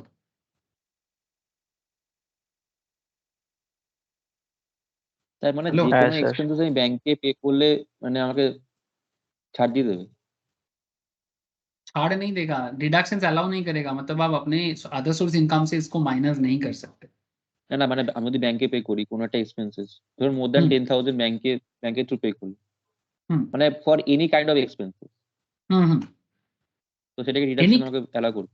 मतलब अगर वो रिलेटेड ट्रांजैक्शंस है, अगर वो रिलेटेड ट्रांजैक्शंस है फॉर दैट पर्टिकुलर इनकम, मतलब कोई अदर सोर्स इनकम करने के लिए अगर आपको किसी भी तरह का ट्रांजैक्शंस करना पड़ा और जो ट्रांजैक्शंस आपने ऑनलाइन के थ्रू से किया तो आप उस पर्टिकुलर इनका एक्सपेंस को माइनस कर सकते हो। ও মানে लेकिन আদার সোর্স ইনকাম করার জন্য আমি যে এক্সপেন্সটা করলাম সেই এক্সপেন্সেস কথা एग्जैक्टली বলছি। एग्जैक्टली सर, আচ্ছা वही एक्सपेंस, ठीक है। लेकिन यहाँ पर हम लोग सेक्शन 58 के तहत कौन सा चीज पढ़ रहे हैं, कुछ ऐसा ऐसा एक्सपेंस भी है जिसे हम लोग डिडक्शंस नॉट अलाउएबल के तौर पे मेंटेन करेंगे। जैसे मतलब आपने किया डिडक्ट, खर्चा किया आपने, बट इनकम टैक्स डिपार्टमेंट कहता है कि अगर खर्चा इस पर्टिकुलर मुद्दे पे किए तो माइनस नहीं करने। तो बस आपको कुछ नहीं, इस पर्टिकुलर पॉइंट्स को थोड़ा याद रखना पड़ेगा कि क्या ये पर्टिकुलर खर्चा पर्सनल एक्सपेंस है, तो पर्सनल एक्सपेंस है तो फिर आधा सोर्स उसको डिडक्ट क्यों करने लगे। अगर रिलेटेड ट्रांजैक्शन है और एकदम as per the particular income के लिए है तो आपको वो खर्चा बिल्कुल अलाउ करेगा, आपको वो खर्चा पर्टिकुलरली बिल्कुल अलाउ करेगा। उसके लिए लिस्ट इसीलिए है सर सेक्शन 58, और ये लिस्ट आप जरूर थोड़ा सा दिमाग में रखें, ठीक है। जैसे इसमें और भी कुछ चीजें ऐड हो जाएगा, जैसे मानो मैं आपको अभी बताता हूँ, जैसे एक कॉन्सेप्ट है ये भी अलाउ नहीं करता है। अगर आप मानो कभी लॉटरी का टिकट काटते हो, ठीक है, और लॉटरी के टिकट से अगर आप लॉटरी जीतते हो, मानो कि आपको 1 लाख का लॉटरी मिला, ठीक है, एक एग्जाम्पल ले रहा हूँ मैं, चलिए। Point number 6, any expenditure allowance in connection with income by way of earning from lottery, crossword puzzles, race including horse race, card games, other games of any shorter form, gambling और betting of any form of nature, ठीक है, gambling और betting और any form of nature, ये आपको भी deductions के तौर पे मिलेगा नहीं। मतलब क्या है, मानो 1 लाख का तुमने रेस, हॉर्स रेस के लिए जीता। हॉर्स रेस जानते हो सर? हॉर्स रेस देखा आप लोगों ने कभी टीवी में? टीवी में या फिर लाइव में कभी आ जाके? कोलकाता में रेस कोर्स है सर, ये देखो कोलकाता में है, बैंगलोर में है, ऐसा देखा है कि नहीं देखा? आजकल तो टीवी में इतना मैं देखता नहीं, और डीडी स्पोर्ट्स में अभी भी कभी कभी देखता हूँ सर, दिखाता है। ये जो रेस, हॉर्स रेस होता है, जैसे ये कोलकाता में है सर, ठीक है, कोलकाता में रेस कोर्स विक्टोरिया मेमोरियल के पीछे हैं, टिकट काट के आप जाके देख सकते हो। और सर देखना अलग चीज होता है और पैसा लगाना अलग चीज होता है। तो लोग नॉर्मली जॉकी में पैसा लगाते हैं सर। किस पे पैसा लगाते हैं? जॉकी में पैसा लगाते हैं कि घोड़ा पे पैसा लगाते हैं, या दोनों पे लगाते हैं? चलो मैं मान के चलता हूँ कि घोड़ा पे ही पैसा लगाया। तो ये हॉर्स 1 है, ये हॉर्स 2 है। अब मानो आपने पैसा लगाया हॉर्स 1 पे, और हॉर्स 1 यहाँ पर हम लोग देख रहे हैं कि हॉर्स 1 जीत रहा है, ठीक है। अब हॉर्स 1 पे मैं, तुम अगर हॉर्स 1 पे पैसा लगा के आपने जीत गया, लेकिन इसको पैसा लगाने के लिए मानो तुमने जीता 1 लाख, लेकिन तुमने इस पे लगाया था 10,000। हेलो सर, बात समझ रहे कि नहीं समझ रहे?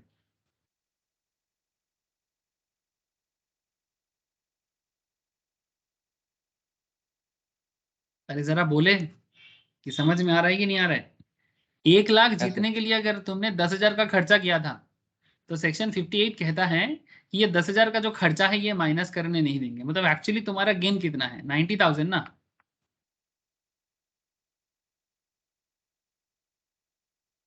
लेकिन डिपार्टमेंट कहता है कि आपको ये डिडक्शंस के तौर पे नहीं मिलेगा। ये कुछ एक्सेप्शनल सिचुएशंस है जो सेक्शन 58 आपको कहता है। ये मैं आपको हॉर्स रेस में एग्जांपल को थोड़ा सा दिया कि 1 लाख का हॉर्स रेस जीतने के लिए अगर आपने 10,000 का खर्चा किया था, तो वो 10,000 का माइनस करने का मौका आपको नहीं मिलेगा। आपको डायरेक्टली, इसमें तो नॉर्मली 30% टैक्स रेट है, इसका टैक्स रेट भी अलग है थोड़ा। अगर आप 1 लाख जीतोगे तो 1 लाख @ 30% करके 30,000 का टैक्स आपको देना पड़ेगा। मतलब नॉर्मली हम लोग क्या बोलेंगे, नहीं मैंने तो 30,000, 1 लाख नहीं कमाया, मैं तो 90,000 कमाया, 10,000 तो मेरा खर्चा है। तो वो वाला कॉन्सेप्ट यहाँ पर काम नहीं करता है। ये कॉन्सेप्ट है सर। ऐसा ही कॉन्सेप्ट यहाँ पर डिडक्शन नॉट अलाउेबल में और भी कुछ चीजें बोला है कि जहां पर आप खर्चा तो कर रहे हो, बट वो खर्चा आपको डिडक्शन के तौर पे नहीं मिलेगा। बात समझ में आया कि नहीं आया? बोलो सर। बाकी और भी जैसे जैसे क्वेश्चन मिलेगा मैं आपको बताऊंगा। हेलो, हाँ सर। जैसे जैसे हम लोग आगे आगे और भी क्वेश्चन सॉल्व करेंगे ना, हमें और भी पता चलेगा कि ऐसा और भी सिचुएशंस आएगा। बट एटलीस्ट आप कॉन्सेप्ट तो समझे कि नहीं? इतना बता दे सर, कॉन्सेप्ट क्लियर है कि नहीं, कि डिडक्शंस नॉट अलाउेबल का कॉन्सेप्ट क्या है?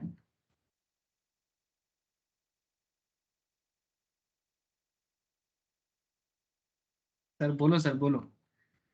हाँ तो हाँ, ना तो ना, कुछ तो बोलो। कोई डाउट है क्या? No sir. अच्छा, अब जैसे कि मैं हॉर्स रेस वगैरह में बात कर रहा था, तो थोड़ा इसके बारे में थोड़ा सुन लो sir. Tax on income from other source में इसका टैक्स रेट का क्या कॉन्सेप्ट है, इसको थोड़ा लिख लो सर। हाँ, ये कॉपी में लिख लेना चाहिए।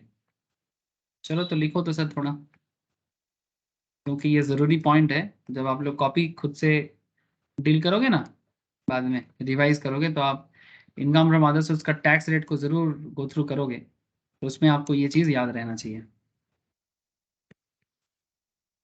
तो tax on income from other source heading करो और उसको लिखो। तो वाइटल पॉइंट्स है, जो मेन मेन पॉइंट्स है मैं लिखा देता हूँ, बाकी जब आपको मैं नोट शेयर कर लूंगा या आपके पास नोट्स ऑलरेडी है, तो आप वहाँ से पढ़ना स्टार्ट कर सकते हो। बट मेन मेन पॉइंट्स जो मुझे लगता है ये आपके कॉपी में ऑलवेज होना चाहिए, एटलीस्ट फॉर रिविजन पर्पस।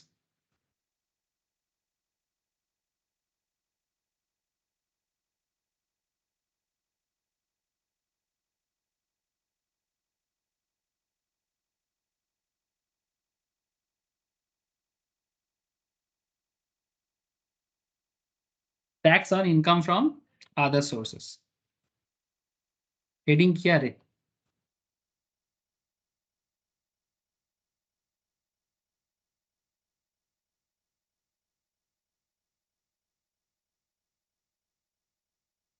इसमें लिखे सर, हेडिंग करके कैजुअल इनकम बोल के, क्या लिखे?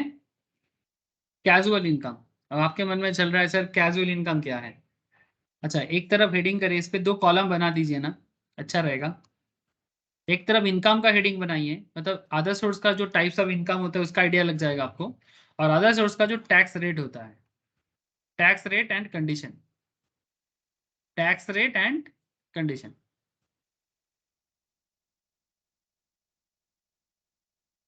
तो कैजुअल इनकम में आपके मन में क्या आ रहा है सर, क्या है कैजुअल इनकम जो आप रेगुलर नहीं करते, कभी कभी करते? क्या रहेगा कैजुअल इनकम? सबसे बेस्ट एग्जांपल क्या हो सकता है कैजुअल में?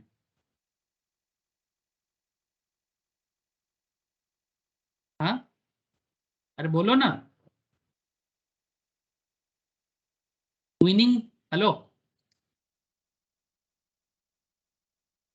अरे विनिंग वगैरह जो है ये कैजुअल इनकम होगा कि रेगुलर इनकम होगा, मुझे जरा बताइए। Casual income.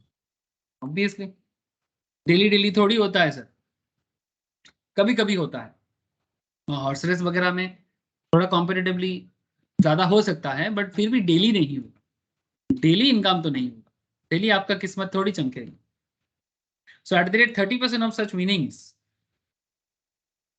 फर्दर इसमें लिखो, इसको हम लोग फर्दर इंक्रीज करेंगे, फर्दर इंक्रीज बाय सरचार्ज, है ना, इफ एप्लीकेबल, मतलब जब जब एप्लीकेबल नॉर्मली रहता है, and education and health, edu and health at the rate 4%। तो अगर आप कैजुअल इनकम करते हो, point to be noted sir, अगर आप कैजुअल इनकम करते हो तो आप जितना कमाओगे उस पर 30% लगेगा, और साथ में एप्लीकेबल जो सरचार्ज और एडुकेशन सेस रहेगा वो लगेगा, तो 4% जैसे कि अभी चल रहा है।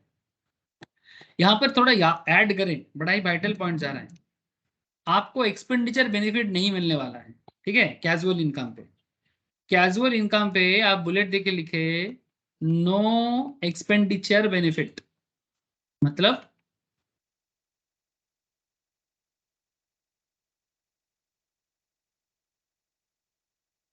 अलाउंस, नो एक्सपेंडिचर और अलाउंस कैन बी अलाउड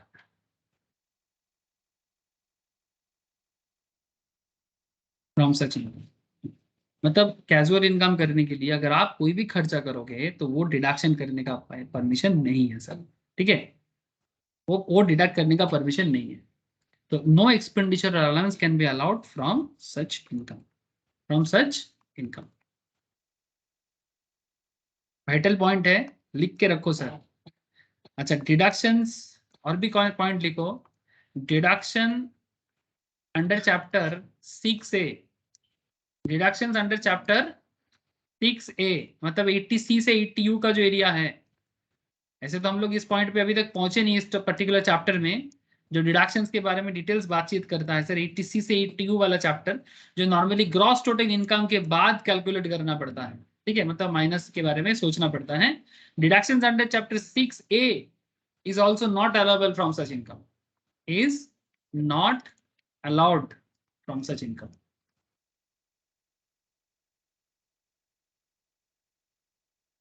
इसका मतलब ये रहा कि अगर आप लॉटरी वगैरह से जो भी इनकम करोगे, ये इनकम चैप्टर 6A में, मतलब 80C से 80U, यहां पर किसी भी तरह का डिडक्शंस के लिए बिल्कुल अलाउड नहीं है सर, मतलब एकदम नहीं है, इसके बारे में कोई प्रोविजंस नहीं है 80C से 80U के अंदर।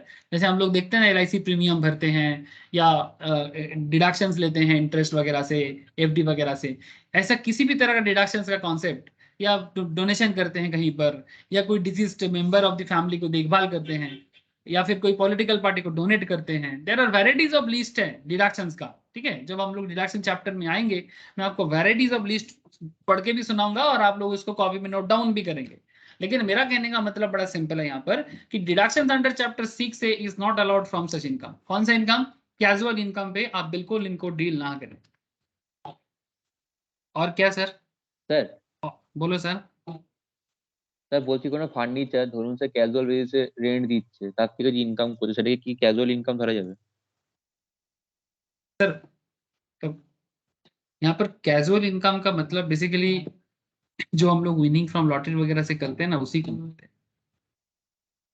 और जो जो तुम बोल रहे हो ना कि कभी कभी हम लोग कोई फर्नीचर को रेंट पे देते हैं, वहां से इनकम करते हैं, उसको कैजुअल इनकम अदर सोर्स नहीं बोलते। मतलब आपके लिए वो हो सकता है कि आप कभी कभी करते हो इसलिए आप कैजुअल बोल रहे हो उसको, बट अदर सोर्स के हिसाब से वो नॉर्मल अदर सोर्स इनकम हो जाएगा, उसको कैजुअल इनकम ट्रीट नहीं करता, वो अदर सोर्स के अंदर अदर इनकम के अंदर आ जाएगा सर।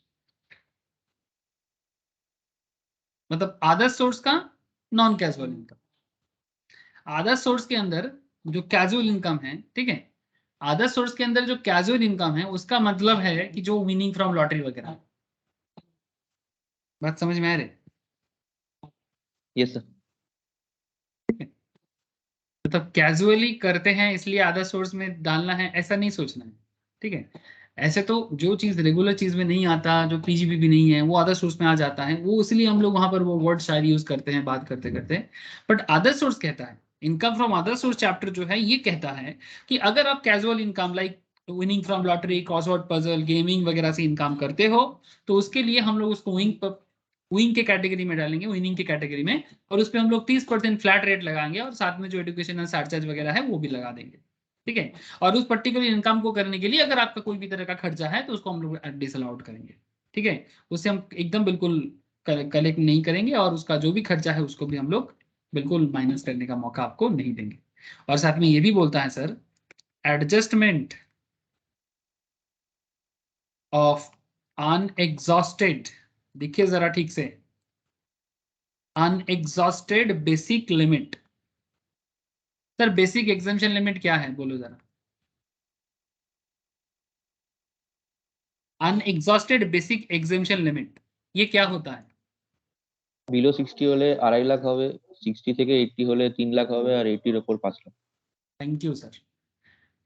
ये जो बेसिक लिमिट का मतलब है कि अगर हम लोग इनकम करते हैं ना, जैसे कि हम लोग अगर आप 60 के नीचे हो तो आपका इनकम का क्या एरिया है? अप टू 2.5 लाख, ठीक है, यही तो रूल है ना, ये लिखने का जरूरत नहीं है, ये बेसिक्स है। अगर आप बिलो 60 के इंसान हो तो आपके लिए लिमिट है 2.5 लाख तक, 2.5 लाख तक आपको सरकार के घर में कोई टैक्स नहीं देना है। अगर आपका इनकम बढ़ रहा है, ठीक है, मतलब सॉरी आपका एज बढ़ रहा है, मतलब ग्रेटर देन 60 ईयर है आप, तो आपको सीनियर सिटीजन कहा जाता है और आपके लिए यही लिमिट 3 लाख तक है। और अगर आपका एज सुपर सीनियर कैटेगरी में आता है, मतलब मोर देन 80 ईयर, तो अगर आपका एज 80 साल से ज्यादा है, अगर आपका एज 80 साल से ज्यादा है तो 5 लाख तक भी कमाओगे तो सरकार के घर में नो टैक्स।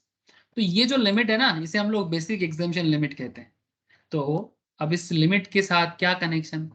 सर इस लिमिट के साथ ये कनेक्शन है कि अगर आप winning from lottery, crossword puzzle, gaming खेल के इनकम करते हो, तो ये जो बेसिक लिमिट है ना, basic exemption limit, irrespective of age, चाहे आप 60 साल के हो, चाहे आप 80 साल के हो, चाहे आप 60 के नीचे के हो, ठीक है, जिसमें ज्यादातर लोग पढ़ते हैं हमारे देश में।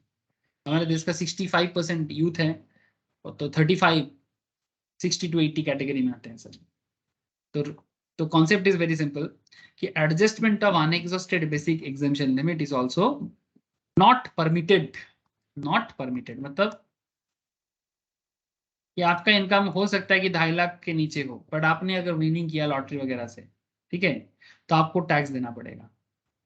लेकिन इसमें एक कंडीशन है, विनिंग से कितना कमाने से टैक्स देना पड़ता है? एक लिमिट है सर, 10,000 तक। अगर 10,000 तक कमा रहे हो विनिंग से तो नो टैक्स, बट अगर 10,000 के ऊपर जा रहे हो ना तो अब टैक्स देना पड़ेगा। अप टू 10,000 तक छूट है, अप टू 10,000 तक छूट है, पर 10,000 के ऊपर कमाने से आपको सरकार के घर में टैक्स देना पड़ेगा। अब मैं आपको तो यहाँ पर टैक्स रेट लिखा रहा हूँ, यहाँ पर मैं कैजुअल इनकम की डिटेल्स में बात नहीं कर रहा हूँ।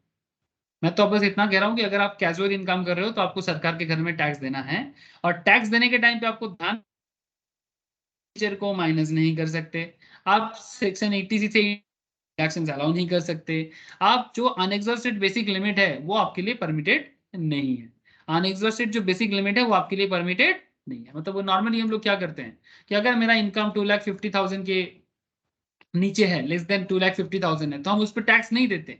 बट अगर आप इनकम फ्रॉम विनिंग कर रहे हो, भले ही आपका इनकम 2.5 लाख से कम हो या 3 लाख से कम हो या 5 लाख से कम हो, फर्क नहीं पड़ता, आपको टैक्स देना पड़ेगा फ्लैट में। मतलब फ्लैट जितना भी कमाओगे, अगर 1 लाख कमाते हो तो 1 लाख का 30%। मतलब सिंपल एग्जांपल लेता हूं, चाहे हॉर्स रेस से कमाओ या ड्रीम 11 से कमाओ, चाहे हॉर्स रेस से कमाओ या ड्रीम 11 से कमाओ, आपको सरकार के घर में तो टैक्स देना पड़ेगा। चाहे हॉर्स रेस से कमा लो या ड्रीम 11 से कमा लो, सरकार के घर में टैक्स देने का सिस्टम है 10,000 तक नो टैक्स, पर 10,000 के ऊपर जितना कमाओगे उसके ऊपर फ्लैट 30%, और अगर जो भी सरचार्ज वगैरह है एप्लीकेबल है तो उसमें भी देना पड़ेगा। স্যার इवन हाँ बोलो sir.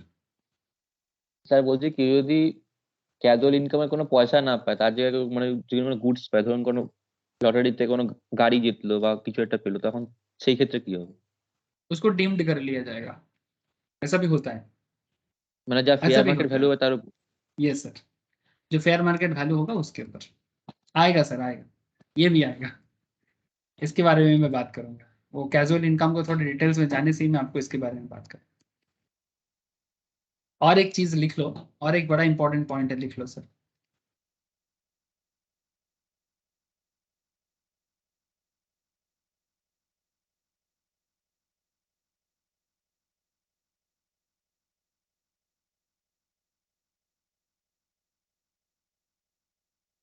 State of losses is not permissible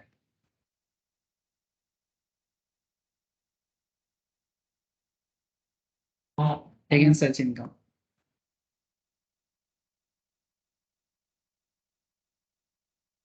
sir ये क्या हो गया? Set off of losses is not permissible against such income, इसका मतलब सर, इसका मतलब बड़ा सिंपल है। एक्चुअली इनकम टैक्स में एक चैप्टर आता है सर, जो टोटल इनकम कराने के टाइम पे मैं आपको बताऊंगा, और ऐसे इसका चैप्टर भी मैं डिस्कस करता हूँ। Setup of losses and carry forward, chapter का क्या नाम है sir? Setup of losses and carry forward.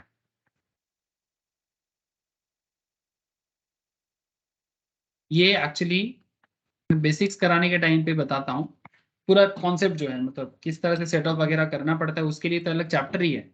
जब सारा हेड हो जाएगा और टोटल इनकम कैलकुलेट करेंगे, तब जाके मैं आपको सेट ऑफ कैरी फॉरवर्ड का रियल कंडीशंस बता सकता हूँ कि किस इनकम के साथ कौन सा इनकम एडजस्ट करता है। मतलब लाइक कि आप पीजीबीवी में लॉस किए हो तो क्या आप उसको सैलरी के साथ एडजस्ट कर सकते हो? अगर आप मानो हाउस प्रॉपर्टी में लॉस किए हो तो क्या आप हाउस प्रॉपर्टी लॉस को पीजीबीवी इनकम के साथ एडजस्ट कर सकते हो?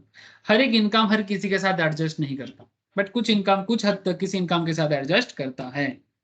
तो डिटेल्स डिस्कशन में आपको set of carry forward of chapter के अंदर करवाऊंगा। लेकिन कहता है यहाँ पर कहता है, इस पर्टिकुलर पॉइंट कहता है कि अगर आप किसी भी तरह का लॉस खाते हो, कहां पर? ये जो कैजुअल इनकम है लाइक विनिंग वगैरह में, अगर आप लॉस करते हो तो ये लॉस किसी भी इनकम के साथ एडजस्ट नहीं करेगा। पहला बात तो है कि सर ये एक तरह का क्या बोलते हैं इसको, मतलब ये एक तरह का जुआ टाइप का इनकम हो गया ना। तो जो आपका जुआ टाइप ऑफ इनकम है, ये इनकम में अगर आप लॉस खाते हो तो ये लॉस आप किसी भी चीज के साथ एडजस्ट नहीं कर सकते। बात समझ में आ रहा है सर? अगर आप यहां पर किसी भी तरह का लॉस गैदर करते हो, ये लॉस आप किसी के साथ भी एडजस्ट नहीं कर पाओ। इसलिए कहता है कि setup of losses is not permissible against such income.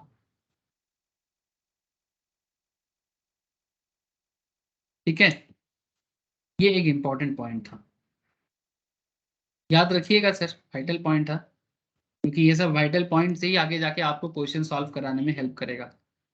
मैं समझ सकता हूँ कभी कभी सिर्फ प्रोविजन जब मैं बोलता हूँ आप लोग बोर हो जाते हो, बट सर बोर हो जाओ उससे कोई फर्क नहीं पड़ता, ना तो आपको ना तो मुझे। क्यों फर्क इसलिए नहीं पड़ना चाहिए? क्योंकि ये प्रोविजंस ही है जो एक्चुअली क्वेश्चंस को बनाने में हेल्प करता है।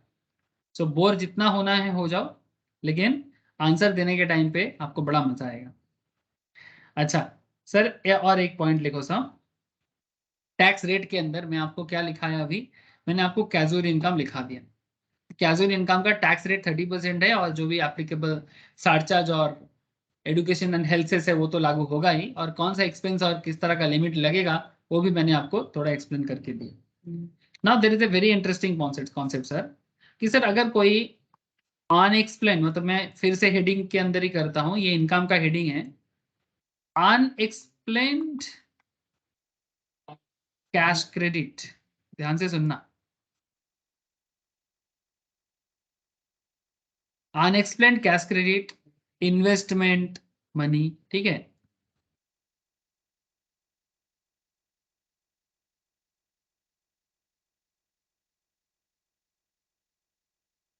Boolean, jewellery etcetera. मतलब क्या है सर?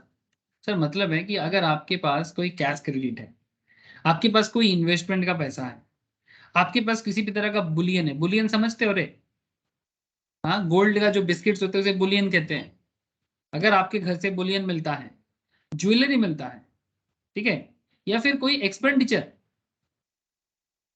कोई एक्सपेंस करते हो, बट जिसका आप मतलब किसी चीज पे आप कोई खर्चा करके रखे हो, बट जिसका कोई अता पता नहीं है, अता पता आपको ही नहीं है, या फिर आपको पता तो होगा बट आप बोल नहीं रहे हो, एक्सप्लेन नहीं कर रहे हो किससे, असेसिंग ऑफिसर के सामने। तो अगर आप अपना अनएक्सप्लेन डिटेल्स असेसिंग ऑफिसर के सामने रखते हो, मतलब आप तो रखोगे नहीं बट उसको मिल जाता है, तो क्या होगा? इसके बारे में रेफर किया गया, referred in section 68 and section 69 to 69D के अंदर, जहां पर ये अनएक्सप्लेन इनकम पे कैसे टैक्स लगेगा इसके बारे में बोला हुआ है। तो क्या टैक्स रेट लगता है? पहला बात तो इसको अदर सोर्स ही मान लिया जाएगा, इसमें तो कोई दोहराई नहीं है। लेकिन ये अनएक्सप्लेन कैश क्रेडिट है, इन्वेस्टमेंट है, मनी है, ज्वेलरी है, बुलियन है, ठीक है, घर पे रेड पड़ा है। अरे रेड मूवी देखा आप लोगों ने? अरे अजय देवगन का रेड मूवी देखा आप लोगों ने? एक मूवी का नाम था ना रेड बोल के, सुना है कि नहीं? হ্যাঁ, हाँ ট্যাক্স सर, রেটের ওপর পুরো, हाँ पूरा टैक्स रेट के ऊपर ট্যাক্স ही था, রেটের ওপর, ইনকাম ট্যাক্স ठीक রেট। है। उसको काफी हद तक कोशिश किया गया थोड़ा रियलिटी के साथ रखने का। उसमें वो एक पॉलिटिशियंस के घर जाते हैं जो उत्तर प्रदेश में किसी एरिया में, और उसके घर पे रेड करता है, और फिर उसके घर पे ऐसे अनएक्सप्लेन्ड प्रॉपर्टी का हिसाब मिलता है जिसका कोई अता पता लापता नहीं सर। तो ऐसे इनकम के ऊपर सरकार क्या करता है? पहला बात तो अगर आप हिसाब नहीं दे सकते तो उसको अदर सोर्स मान लेगा, और अदर सोर्स मान के आपके पूरे इनकम के ऊपर टैक्स रेट लगाएगा। कितना टैक्स रेट का प्रावधान है सर? रेट तो है सर 60% का। 60% of such income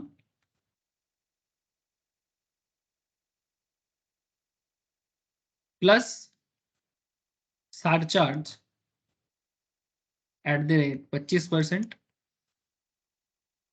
60% normal rate है, प्लस एक्स्ट्रा टैक्स, सरचार्ज मतलब एक्स्ट्रा टैक्स 25%। तो आपका इफेक्टिव रेट जो पड़ जाता है ना सर, मतलब 60 और 25 मिलके कितना हो जाएगा? 75%, और उस पर 4% और लगेगा, उस पर 4% और, मतलब वो एजुकेशन और हेल्थ से मिला के। सो इफेक्टिव रेट आपका पड़ जाएगा, effective rate is 78%, including health and edusis at the rate, ठीक है। तो 78% का टैक्स पड़ जाता है, मतलब अगर आपके पास ऐसा 100 रुपीज का इनकम है तो उसका 78 पैसा काट के, 100 रुपीज में से 78 टाका काट के बाकी टाका आपको मिलेगा। अब लेना है लो, नहीं तो घर जाओ, और नहीं तो जरूरत पड़ने से जेल में भी हो सकता है अगर बहुत उल्टा सीधा इनकम आपके पास हो तो। इसमें भी क्लियरली बोला है नो डिडक्शन, इस पे भी क्लियरली बोला है no deduction is allowable in respect of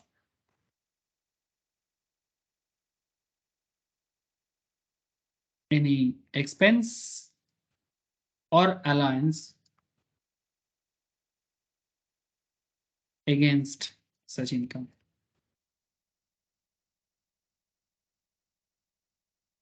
और अगेन इसके बाद साथ और भी चीजें ऐड कर लो, सेटअप ऑफ लॉसेस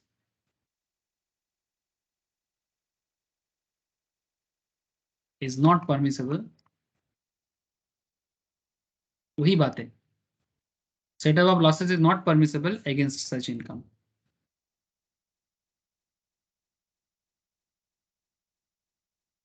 স্যার এই 78% যেটা আসছে, মানে হুম। 60 প্লাস 25, 60 প্লাস 25 25 কত হচ্ছে বল?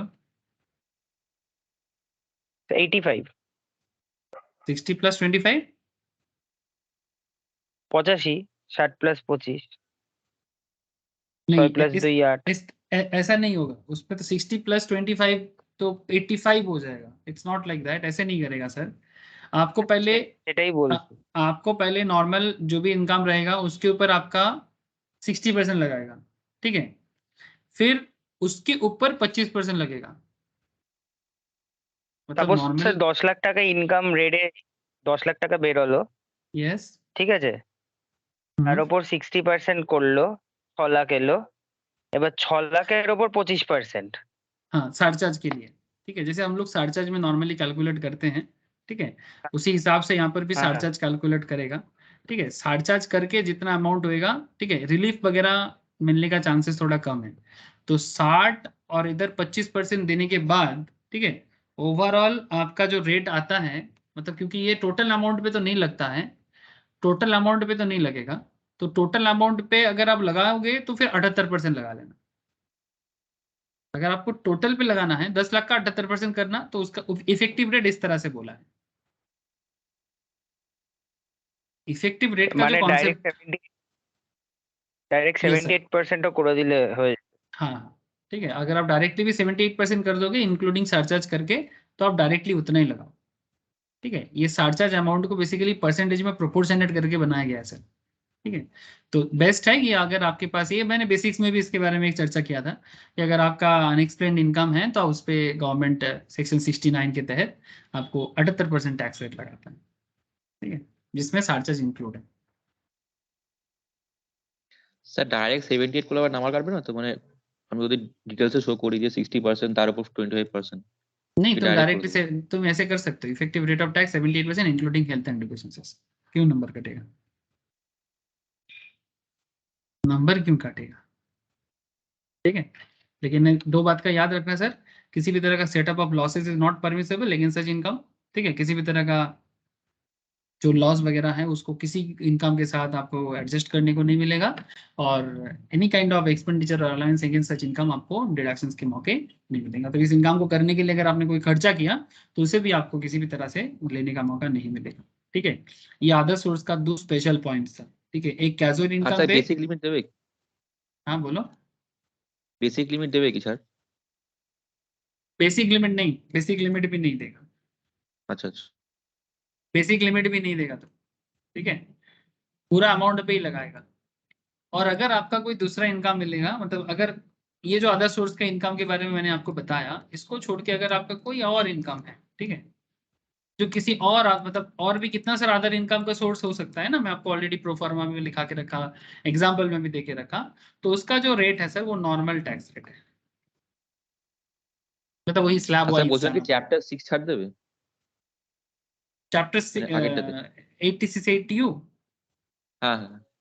86 से 80 भी सब्जेक्ट टू कंडीशंस है, but chances is very less, क्योंकि अनएक्सप्लेन्ड इनकम पे आपको उसके साथ तो कोई एडजस्टमेंट है ही नहीं मिलेगा सर, नहीं मिलेगा, আচ্ছা আচ্ছা। अनएक्सप्लेन्ड चीजों पे वो भी नहीं मिलेगा, कोई चांस नहीं है, क्योंकि इनकम मतलब आपका एक्सपेंडिचर का यहाँ पर तो बोला है ना, ये देखो अनएक्सप्लेन्ड एक्सपेंडिचर, खर्चा कहाँ किए हो, क्या कौन सा खर्चा है, तो खर्चा का ही कोई अता पता नहीं है, तो फिर किसी भी तरह का छूट मिलने का कोई चांसेस नहीं।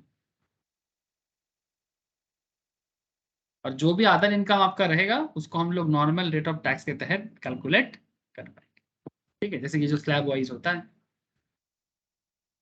सर, স্যার ये নরমালি था। তো জিজ্ঞেস করছি যে মানে আনএক্সপেক্টেড যে জুয়েলারি, মানে যেটা আপনি বলছেন যে কৈফিয়ত চাইবে আমি যদি বলতে না পারি, মানে সেক্ষেত্রে কি মানে কি বিল রাখতে হয় নিজের কাছে সেই জুয়েলারির কোনো? सर देखो, ये बड़ा अच्छा सवाल किया तुमने, अब इसके लिए भी पॉइंट है, ये जो तुमने सवाल मुझे कर लिया, मतलब कहने का मतलब है कि किस कौन सा चीज मेरा है, मतलब मानो कि कोई एंसेस्ट्रल प्रॉपर्टी है ना, हो सकता है, अब उसका बिल कैसे रहेगा आपके पास, किसी के पास कोई एंसेस्ट्रल है, मतलब उनको एंसेस्टर वे में उसको मिला है, ठीक है, अब क्या आप सच में उसका बिल अपने पास रख पाओगे सर, इतना पुराना बिल? सर ये कुछ चीजें ना रिजनेबल होता है, कि रिजनेबल वे में अगर आपके पास कोई ज्वेलरी है तो उसमें ना गवर्नमेंट ज्यादा सवाल नहीं करता है, बट जब भी आपको एक्सेसिव ज्वेलरी दिख जाए ना, excessive excessive jewellery, excessive Boolean, ठीक है, और अगर आप ये नहीं बता सकते कि आपको कहाँ से मिला है, ठीक है, अगर आपको आपका मतलब मानो कि आपका मतलब जो एंसेस्टर्स थे वो जमींदार थे, वो राजा थे, महाराजा थे, कोई थे, हो सकता है। तो अगर आपको उनसे मिला है तो शायद आप उनका डिटेल्स जरूर उसके बारे में पता रह ही जाएगा कि भाई कौन थे, कहाँ से आया था। लेकिन अगर आप कोई नहीं थे, आप एक नॉर्मल इंसान थे, आपके पास राजा महाराजा वाला कोई बात नहीं था, तो फिर आपको कहाँ से मिला? तब क्या जवाब दोगे सर? মানে এটাকে बात মানে समझ, জাস্ট ভার্বালি বলেই মিটে যায়? नहीं भारबल नहीं सर, ये बेसिकली कुछ कुछ चीजें सेंस के थ्रू से काम करता है। हर चीज थोड़ी ना किताब में लिखा हुआ चीज पे बात होता है। जब असेसिंग ऑफिसर वहां पर असेस करने जाएगा, वहां पर वो सारा चीज थोड़ी किताब पढ़ के जाएगा। किताब में जो लिखा है रूल्स रेगुलेशन है उसके बारे में फॉलो करेगा, जो एक्ट है उसमें जो लिखा है उसको जरूर फॉलो करेगा। लेकिन जैसे यहाँ पर देखो, ये देखो जो पॉइंट है जो तुम बोल रहे हो उसके बारे में देखो, non applicability of section 56 subsection 2 clause 10। ठीक है, ये जो नॉन मतलब जो सेक्शन 56 सबसेक्शन 2 क्लॉज 10, मतलब जो बेसिकली आपका रिसिप्ट है, आपको कहीं से कुछ मिलता है, ठीक है, आप अगर कुछ चीजें कहीं से मिलता है, रिसीव करते हो विदाउट कंसिडरेशन, जिसको हम लोग गिफ्ट कहते हैं, है ना। अब ये गिफ्ट के बारे में कुछ चीजें बोला है कि जो टैक्सेबल नहीं है, non applicability of section 56 subsection 2 clause 10, any sum of money or value of property received in the following circumstances would be outside the ambit of section 56 subsection 2 clause 10। उसमें देखो, लिस्ट में देखो, अगर आपको रिलेटिव से कुछ गिफ्ट मिलता है, जो आपके मामा, चाचा, मौसी, बुआ, पीसी, जो भी है ना, जो हम लोग रिलेशंस में बोलते हैं ना, तो अगर आपको रिलेटिव से कुछ मिलता है, on the occasion of marriage कुछ मिलता है, अंडर अ विल और बाय वे ऑफ इनहेरिटेंस, जो मैं अभी आपको बोल रहा था। अब बात ऐसा नहीं कि भारवाली कोई भी बोलेगा और वो हो जाएगा, ऐसा नहीं है। एक ठोस सबूत तो होना चाहिए ना, कि भाई मतलब जैसे मानो कि जो नवाब के फैमिली से हैं या जो राजा के फैमिली से हैं, जैसे अगर आपको हमारे वेस्ट बंगाल में राज रजवाड़ा वाला कॉन्सेप्ट इतना है नहीं बोल के शायद आपको समझने में थोड़ा दिक्कत हो रहा है, बट अगर आप कभी मौका मिले ना तो कभी इंडिया के इस छोर पे जरूर जाना सर, वहां पर आपको राज रजवाड़ा वाला कॉन्सेप्ट देखने को आज भी मिलेगा। कहाँ जाना पड़ेगा सर? राजस्थान जाना पड़ेगा, ठीक है। अगर आप कभी भी राजस्थान विजिट करते हो, गए हो क्या कभी भी आप लोग राजस्थान विजिट किए हो कभी, मतलब? हाँ, হ্যাঁ আমি গেছি গেছি अगर স্যার। राजस्थान अगर राजस्थान विजिट किए हो तो वहां पर ये एक एक एरिया ना, एक एक राजाओं का एरिया है, आज भी राज फैमिली है। जैसे कि आपको मैं दिखाता हूँ, जैसे उदयपुर जाओगे तो ये महाराणा प्रताप के बाबा के नाम पे है, ठीक है, इसको मतलब पिता के नाम पे, उनके नाम थे उदय सिंह, राणा उदय सिंह के नाम पे महाराणा प्रताप ने ये शहर को बनाया, तो इसलिए उदयपुर है। तो यहाँ पर जो उदयपुर का जो, और उदयपुर अभी इंडिया का सबसे रिचेस्ट डेस्टिनेशन भी माना जाता है, यू ऑल नो दैट। लेकिन उदयपुर जो है, जिसका जो पैलेस है ताज पैलेस, ठीक है, तो उदयपुर का जो जो राजघराना है वो आज भी है, वहां पर रहते हैं, ठीक है, और आसपास में उनके रिलेटिव्स भी रहते हैं।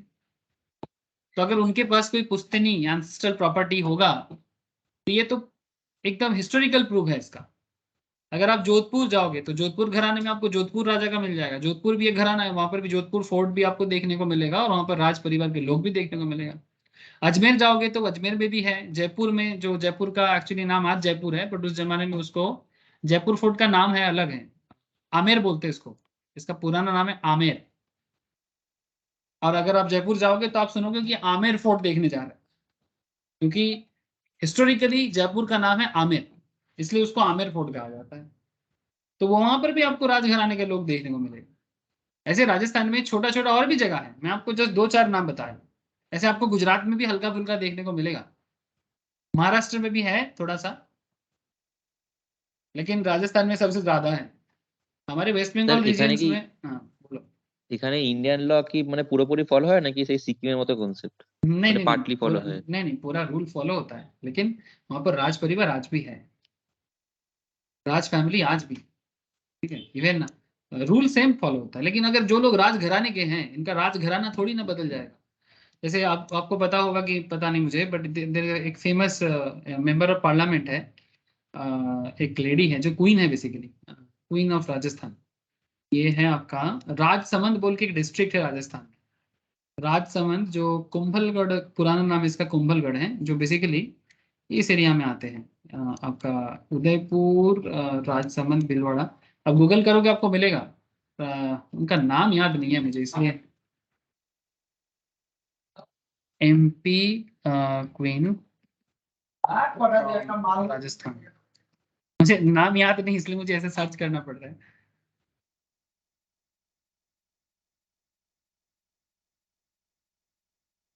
याद नहीं आ रहा। दिया कुमारी, हाँ मोस्ट प्रोबेबली दिया कुमारी, यस सर। ये देखो मुझे लिखते ही आ गया, देखा। दिया कुमारी ये राजसमंद का एमपी भी है, और ये मान सिंह टू का ग्रैंड डॉटर भी है, प्रिंसली स्टेट ऑफ जयपुर का। और आज देखो ये राजसमंद में बोल रहा था ना आपको, राजसमंद बोल के जो कॉन्स्टिट्यूंसी है वहां का है, और ये अभी बीजेपी से एमपी है वहां का। ठीक है, तो ये राजघराने का ही हुआ ना सर, मतलब ये रानी है एक्चुअली वहां का, मतलब आज राजा रानी कॉन्सेप्ट नहीं है, आज राजा रानी कॉन्सेप्ट नहीं है। मैं आपको दिखाते हैं, आपको समझिए दिया कुमारी जी। ठीक है, आज की डेट में राजा रानी कॉन्सेप्ट आपको नहीं मिलेगा। ठीक है, लेकिन है तो राजघराने का। अगर इनकी प्रॉपर्टी को देखा जाए तो इनकी प्रॉपर्टी में आपको मिलेगा कि नहीं मिलेगा डिटेल्स। ये रहा फैमिली इनका, देखो घर देख के आपको समझ में आ रहा है कि राज फैमिली से है, तो रॉयल फैमिली का डिटेल्स आपको मिलेगा। तो ये जस्ट मैं आपको, मतलब आपने पूछा तो बताया, पूरा भारत का नियम ही फॉलो होता है, लेकिन फैमिली अगर उनका राजघराना है तो क्या करे वो। ठीक है, it's just like that sir. বোঝা গেল রে ব্যাপারটা।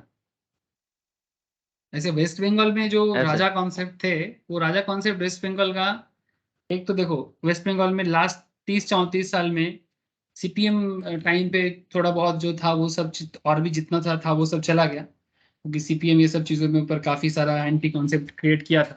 और दूसरा बात, पश्चिम बंगाल का जो राजघराने का इतिहास है वो काफ़ी पहले ही खत्म हो गया। ठीक है, काफ़ी पहले ही खत्म हो गया। और क्योंकि पश्चिम बंगाल में तो नवाब का शासन चलता था ना। ठीक है, तो नवाबी शासन के टाइम पे ये सब राजघराने वाला कॉन्सेप्ट तो खत्म हो गया था। नहीं तो आपको यहाँ पर भी देखने को मिल जाता, जितना भी राज फैमिली राजा राजघराने आपको अगर आसपास में अगर हिस्टोरिकली चेक करोगे, जैसे कोच बिहार राजा, आज भी कोच बिहार राजा है सर, और बहुत ही रिच राजाओं में से एक है। जानते हो आप लोग कोच बिहार राज फैमिली बहुत बड़ा रॉयल फैमिली है दादा। है ना। तो मतलब इस तरह का कॉन्सेप्ट आज भी है। तो कुछ भी राज फैमिली से भी जो लोग हैं, अगर अभी भी उनके एंसेस्टर्स हैं, मुझे पता नहीं उनपे से बड़ा फेमस कौन है एग्जैक्टली, अभी नाम मुझे याद नहीं, मुझे ये याद आ रहा था मेंबर ऑफ पार्लियामेंट का, इसलिए मैं आपको बताया। त्रिपुरा राज फैमिली है त्रिपुरा में, वो तो पूरा त्रिपुरा का सारा अच्छा। खेल। हाँ आज भी है ना, कुछ भी राज फैमिली होगा, है। क्यों नहीं होगा। ठीक है, सिमिलरली त्रिपुरा राज फैमिली, त्रिपुरा राज जो है सर, वो त्रिपुरा का जो राजा है वही एक्चुअली त्रिपुरा का सारा मतलब कॉन्सेप्ट उनके आज भी उनके कंट्रोल में है, लेकिन आजकल डेमोक्रेटिकली है। और उसका एक कनेक्शन से मैं आपको बताता हूँ कि त्रिपुरा का जो राजा है बेसिकली, आप लोग इनको जानते हो, मुनमुन सेन को जानते हो। अरे फेमस बंगाली एक्ट्रेस, मॉडल, जिन उनके और जो दो बेटे हैं, पेन और हस्बैंड। रिया सेन एंड राइमा सेन। तो मुनमुन सेन का एक्चुअली वो ससुराल है, मतलब त्रिपुरा राजा का वाइफ है वो, मतलब त्रिपुरा राजा का जो बेटा था उनके वाइफ है ये मुनमुन सेन। तो मुनमुन सेन एक्चुअली त्रिपुरा के मतलब बेसिकली क्या बोलते हैं उनको, मतलब बहू है वहां का। ठीक है, तो लेकिन ऐसा नहीं कि वो राज फैमिली में रूल भारत का नहीं चलता, वो डेमोक्रेटिकली चलता है, लेकिन वो राज फैमिली आज भी है। बहुत एग्जाम्पल है सर, बहुत एग्जाम्पल। कभी मौका मिले ना, भारत भारत घूमो और भारत को जानो सर, नेचर देखो, टूरिस्ट स्पॉट देखो, बट साथ में ना मौका मिलने से ये सब भी देखना, तो आपको पता लगेगा कि क्या স্যার है বলছি कहाँ। এরা তো মানে মানে এরা তো মানে মানে কোনো মানে কোনো কোনো গয়নাগাটি থাকলে এরা তো সেটা প্রুফ করতে পারবে, কারণ সেটা তো মানে राजर পরিবার। কিন্তু একটা কমন ম্যান তার কাছে বিল ছাড়া সে কিভাবে প্রুফ করবে জিনিসটাকে? नहीं नहीं, মানে कॉमन সেটা मैन কি भी করে সে রিজनेबल? अगर कॉमन मैन भी राजघराने में है तो वो भी प्रूव कर सकता है, क्यों नहीं प्रूव कर सकते। না না আমি বলছি সে রাজার পরিবার বাদ দিয়ে নর্মালি। अगर नॉर्मल लोग है तो उसको तो बिल रखना पड़ेगा, क्या बात करते हो। अगर इनहेरिटेंस में मिला है तो प्रूफ तो देना पड़ेगा कहीं ना कहीं से। अगर इनहेरिटेंस में नहीं है मतलब डुप्लीकेट है, कहीं ना कहीं आप डुप्लीकेसी करके इतना सारा एसेट कमाए हो। না ইন ইন মানে ইনহেরিটেন্স থাকলে তো সেটা কি করে প্রুফ করবে, মানে বিল ছাড়া? মানে বিল তো মানে অ্যাকচুয়ালি ইন্ডিয়ান তো এতদিনকার মানে পুরোনো ভারতে তো এত সব কিছু তো মেনটেন হতো না, মানে ইন্ডিয়া তো যে রিসেন্ট শিক্ষিত হচ্ছে বা এইসব ব্যাপারটা মানে অ্যাওয়ার্ড হচ্ছে জিনিসগুলো নিয়ে, বিল রাখতে হয় এইসব করতে। তো আগেকার সময় তো এত মানে বিল, তখন তখন হচ্ছে একটা মিউচুয়াল কনসেপ্ট হতো, একটা ট্রাস্ট চলতো। তো লোকে এত अरे বিল বুঝতো ना, সব ছিঁড়ে ফেলে দিত। तुम्हारा रिलेटिव कौन है ये जानना बहुत बड़ा बात है क्या। না সেটা না। तो उसी से तो पता चल जाएगा। तुम्हें पता है ये जो इंडिया का सिस्टम कितना स्ट्रांग है। मतलब तुमको पता नहीं कि ये जो एजेंट जो लोग होते हैं ये कितना बड़ा काम कर सकता है। जैसे एक सिंपल सा एग्जांपल तुमको देता हूँ कि ये सब डिजिटल कॉन्सेप्ट आने से पहले आजकल तो कंप्यूटराइज्ड वे में सब कुछ मेंटेन होता है, ये उसका वो है, ये है वो है, पता चलता है। बट हमारे इंडियन सिस्टम पे अगर मैं आपको प्राचीन 5,000 साल पुराना बात भी कहूँ ना, तो आप मतलब सुन के अगर आप हैरान हो सकते हो, अगर आप लोग इसके बारे में नॉलेज चर्चा करते हो कि नहीं, आई डोंट नो सर। ये आप लोग पिंडदान के बारे में जानते हो?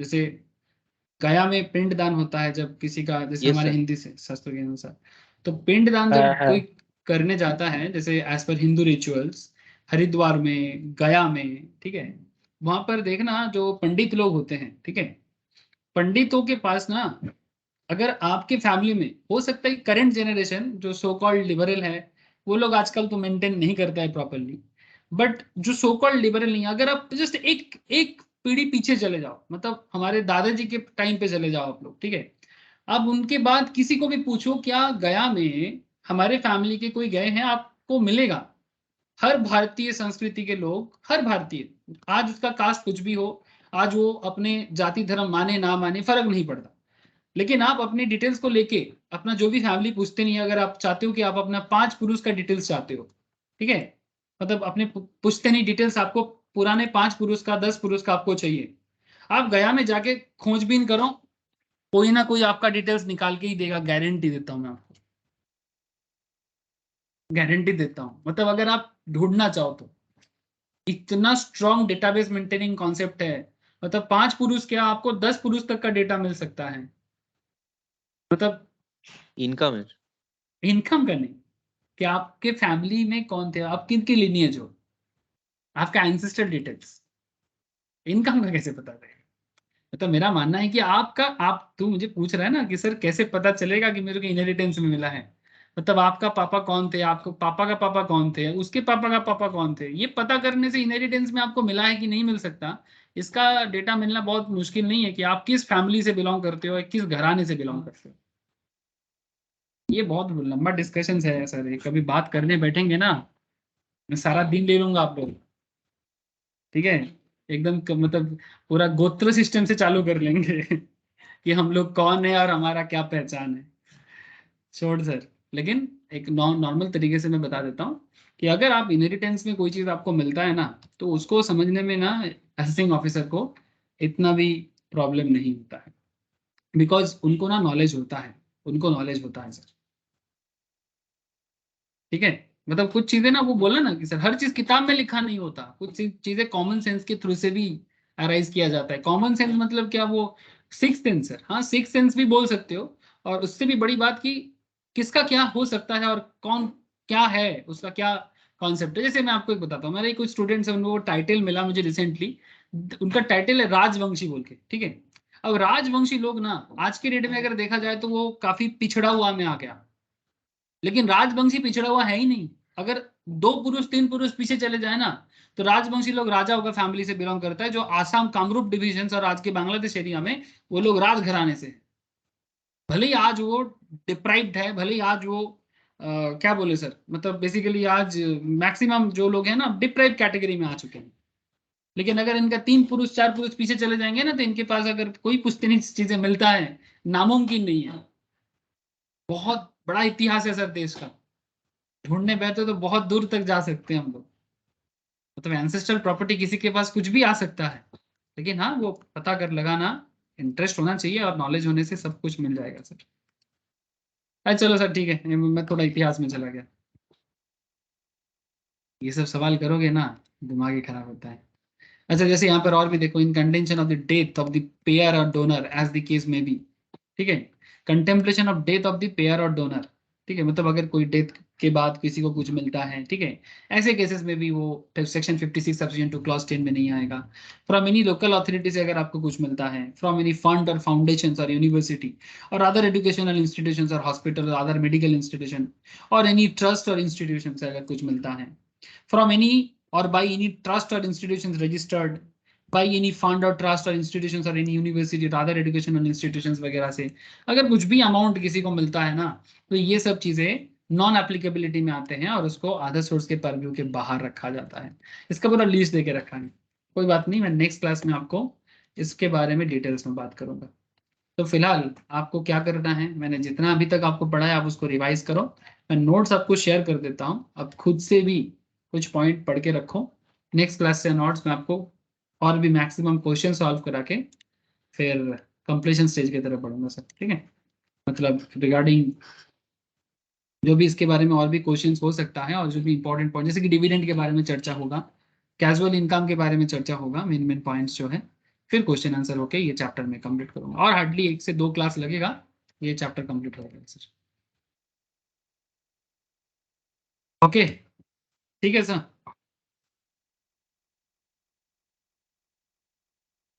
अरे समझ में आया कि नहीं बोलो। ओके रश्मि, ठीक है, सुइकौत, शुभजीत, शिवम, नील, ठीक है सर, आज इतना ही रखता हूँ, फिर नेक्स्ट वीक मिलते हैं। রাখছি দাদা। ओके टाटा।